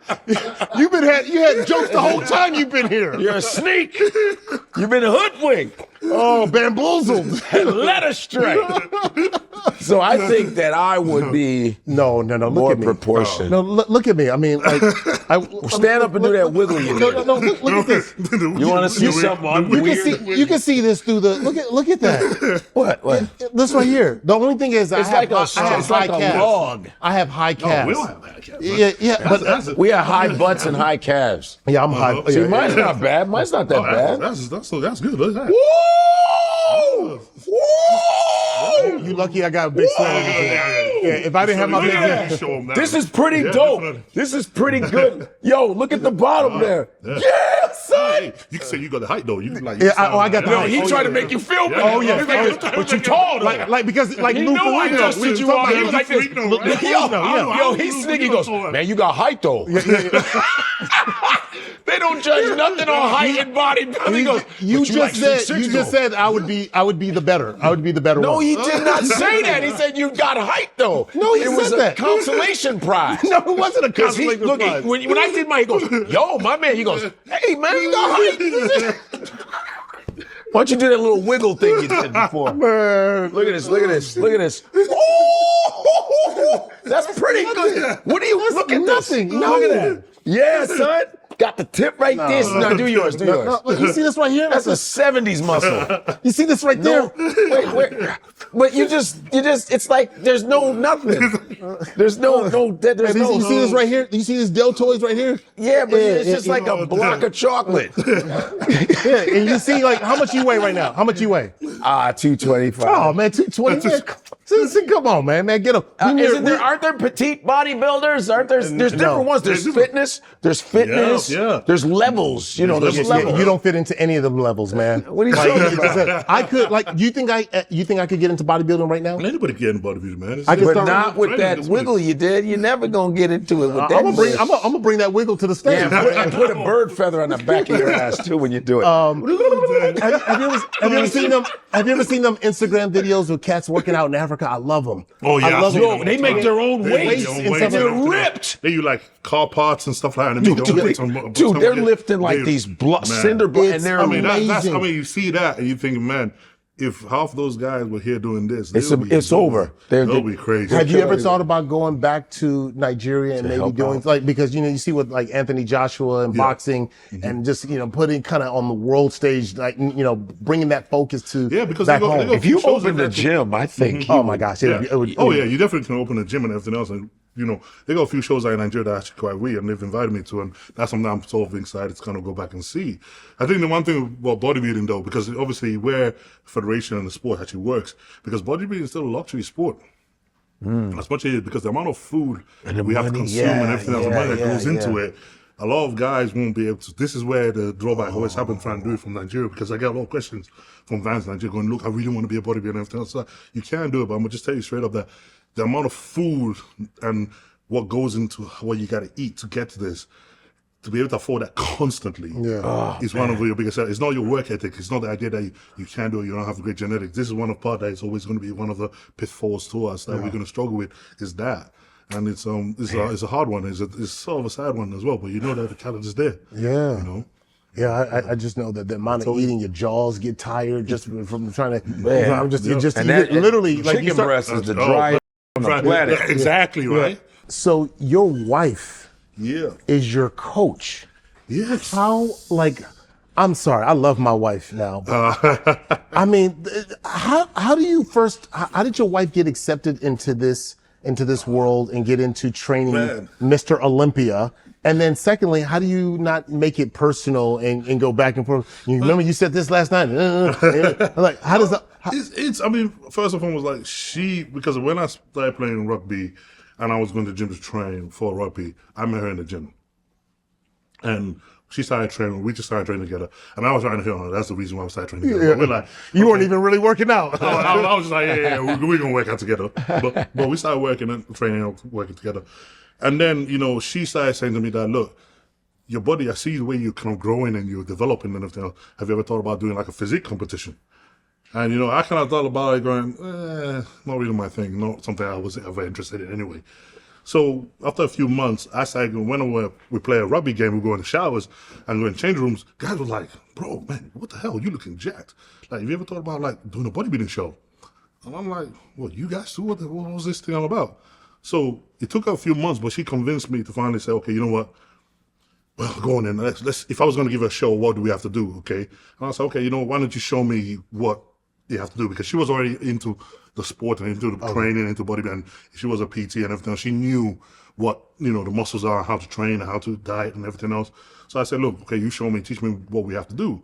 So from that era, that point there, we started working together. I said, okay, right, we picked the show we wanted to do, and we basically trained together going to that first show. So she basically sort of walked me into it and sort of like trained me and showed me, okay. Whoa. And while everybody else was sort of like looking at me and going, man, dude, you're looking crazy. She was looking at me going, you're missing that, you're missing this, you need that. And she was picking me apart more than anybody else.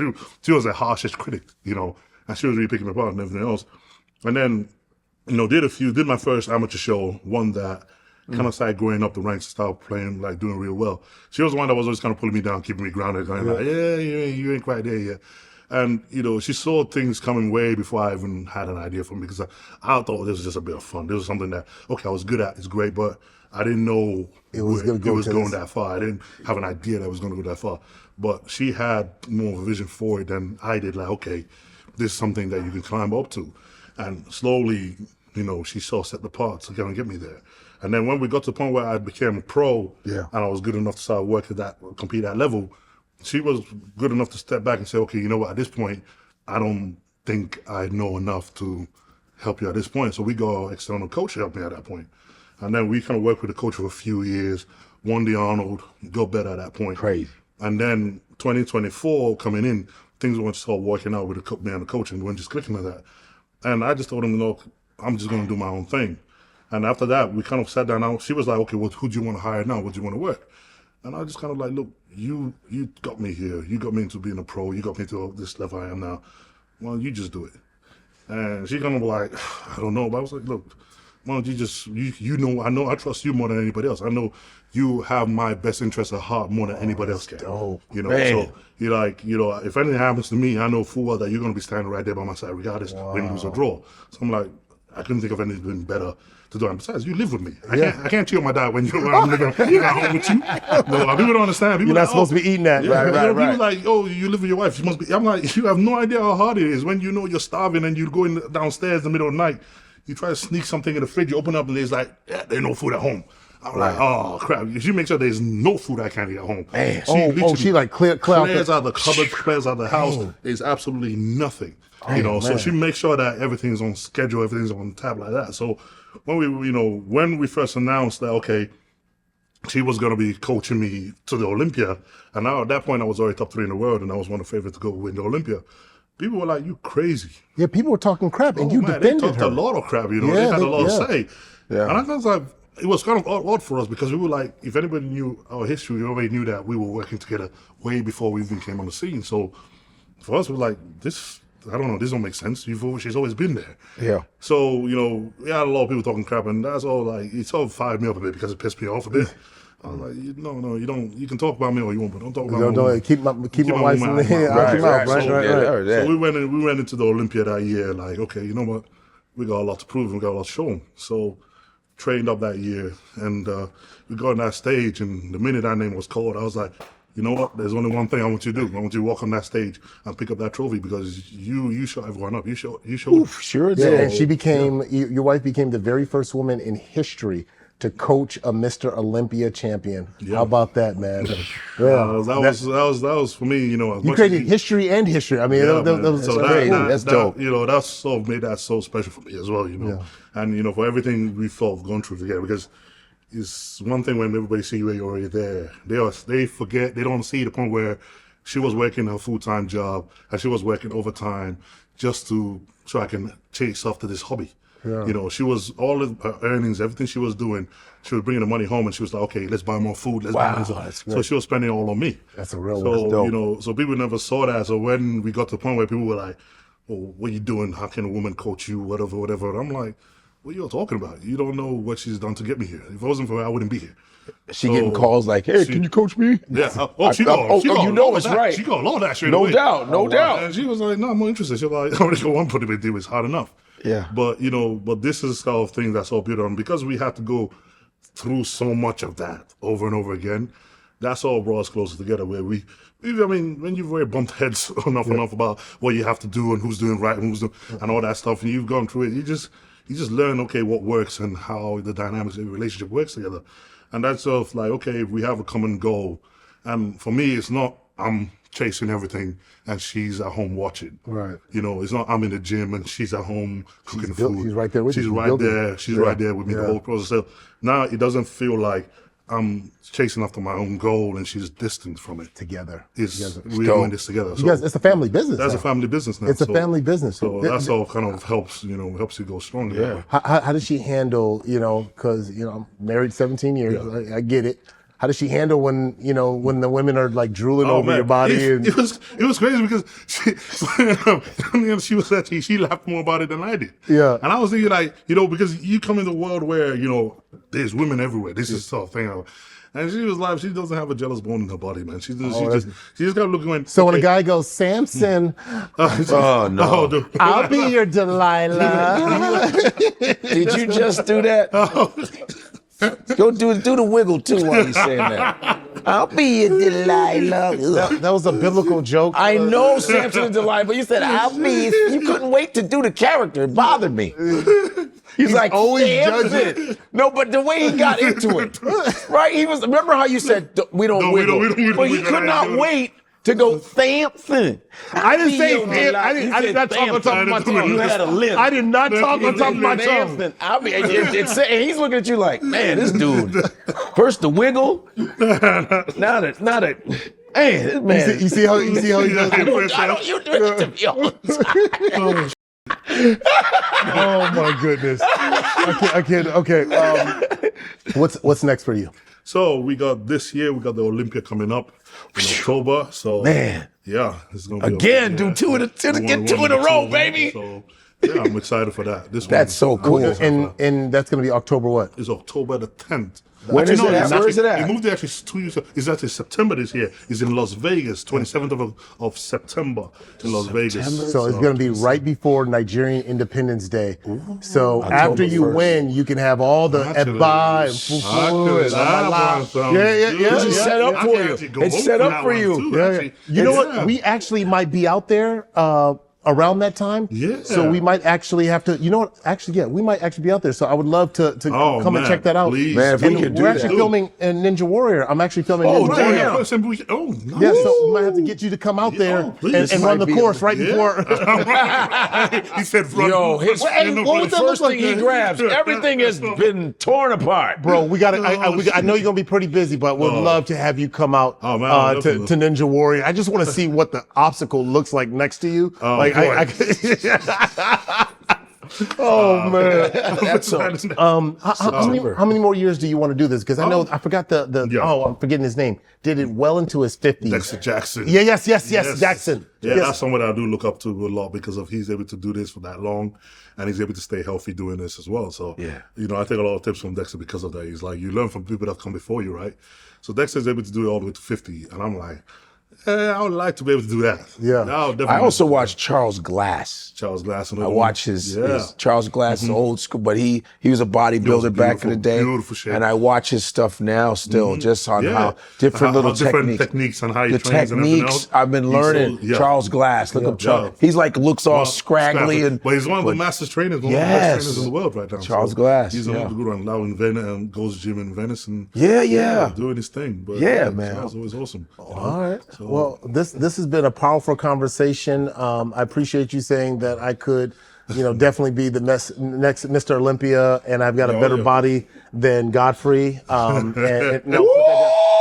Bro, you know how bad do you know how bad this is? Look at this here. Look who Get you're out of flexing here. in front of. Look at the muscle. He even told me. No, he didn't. He didn't tell me nothing like that. Look at how it goes here. He told me. Bro, you're flexing in front of Mr. Olympia, man. Yeah, and he said, remember you were like, man, that's pretty good. That's pretty good. No, he's talking behind your back. Like, I'm Mr. I went on this podcast. This dude over here showing Listen, me some I'm noodles. Mr. Olympic Street in LA. I'm Mr. Olympic. Before we let you go, man, we got a little game before we let you go. Okay. So Godfrey, take it away, man. All right, it's the Godfrey game, real quick. Here we go, Samson. Stop me when I name something you can't move or pick up by yourself. Fridge. Oh, what? Yeah. Washer and dryer. He's 345 pounds. Pickup truck. Oh yeah, that one. Okay, I was like, okay. Yeah, definitely that one. Old school TVs with the butt on the back. Yeah, nothing. RV. Oh yeah, definitely. This one's good. Trump. Oh, Come on, Samson, pick me up. Look at him. He can't do me. I'm 485 pounds. I can't believe it. I can't believe they have a black Olympia. Can you believe it? You're so powerful. Look at him. He's so powerful. He's big. He's a big guy, isn't he? He's not an introvert. I was waiting for you to pick me up. He couldn't do it. Biden couldn't pick me up. Obama definitely couldn't pick me up. He's a piece of shit. Can you pick up the economy, man? I picked up my salary. That's what I've done. I'm in the billions. Can you pick up billions? I tell you. Or can you pick up billions?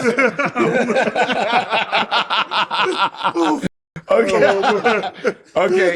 An NFL offensive lineman. You're Defense. I know you're a defense. Jeez. Easy, man. Yeah, probably get that. They said, like, you remember that 100 men versus one gorilla? Oh yeah, I debate? remember that. yeah. I remember that. Oh yeah. Where'd you stand on that? 100 men versus one gorilla. A gorilla smash all of them. Yeah. I don't think they get tired. I don't know. Because if a gorilla hits you one time, Yeah, it's a it's done. wrap. That's a different kind of PSI right there. Yeah, and I don't see humans working together that way. Like, You go first. You go first. First two guys And get they got those hand feet. So you got hand feet. Bam, bam. You know? Okay. Akbar and Godfrey. Can you live us both? I'm 280 pounds. He's lightweight. No, I don't think both. No, I don't think both. Yeah, see, it's because of me. Ghost. Look, You the heavy- he said no because of me, not because of you, because of me. I'm 280, not you. I know. Damn. Can you stop saying that, man? I'm sensitive right now. I still need to get down to You're a big 245. boy. He's so big, isn't he? Look at him. He's getting Samson, bigger man. and bigger every day. You're And ignoring his him. sweater is very Thank you heavy. so much for rocking with us right here on Thank you. 154. Samson! 2 times. He gonna get it again, baby. Let's go, man. Let's go. 154, we all connected, baby, you already know. I'm talking 154, we bringing Africa around the whole globe. Ain't no place like home. Ain't no place like home. Ain't no place like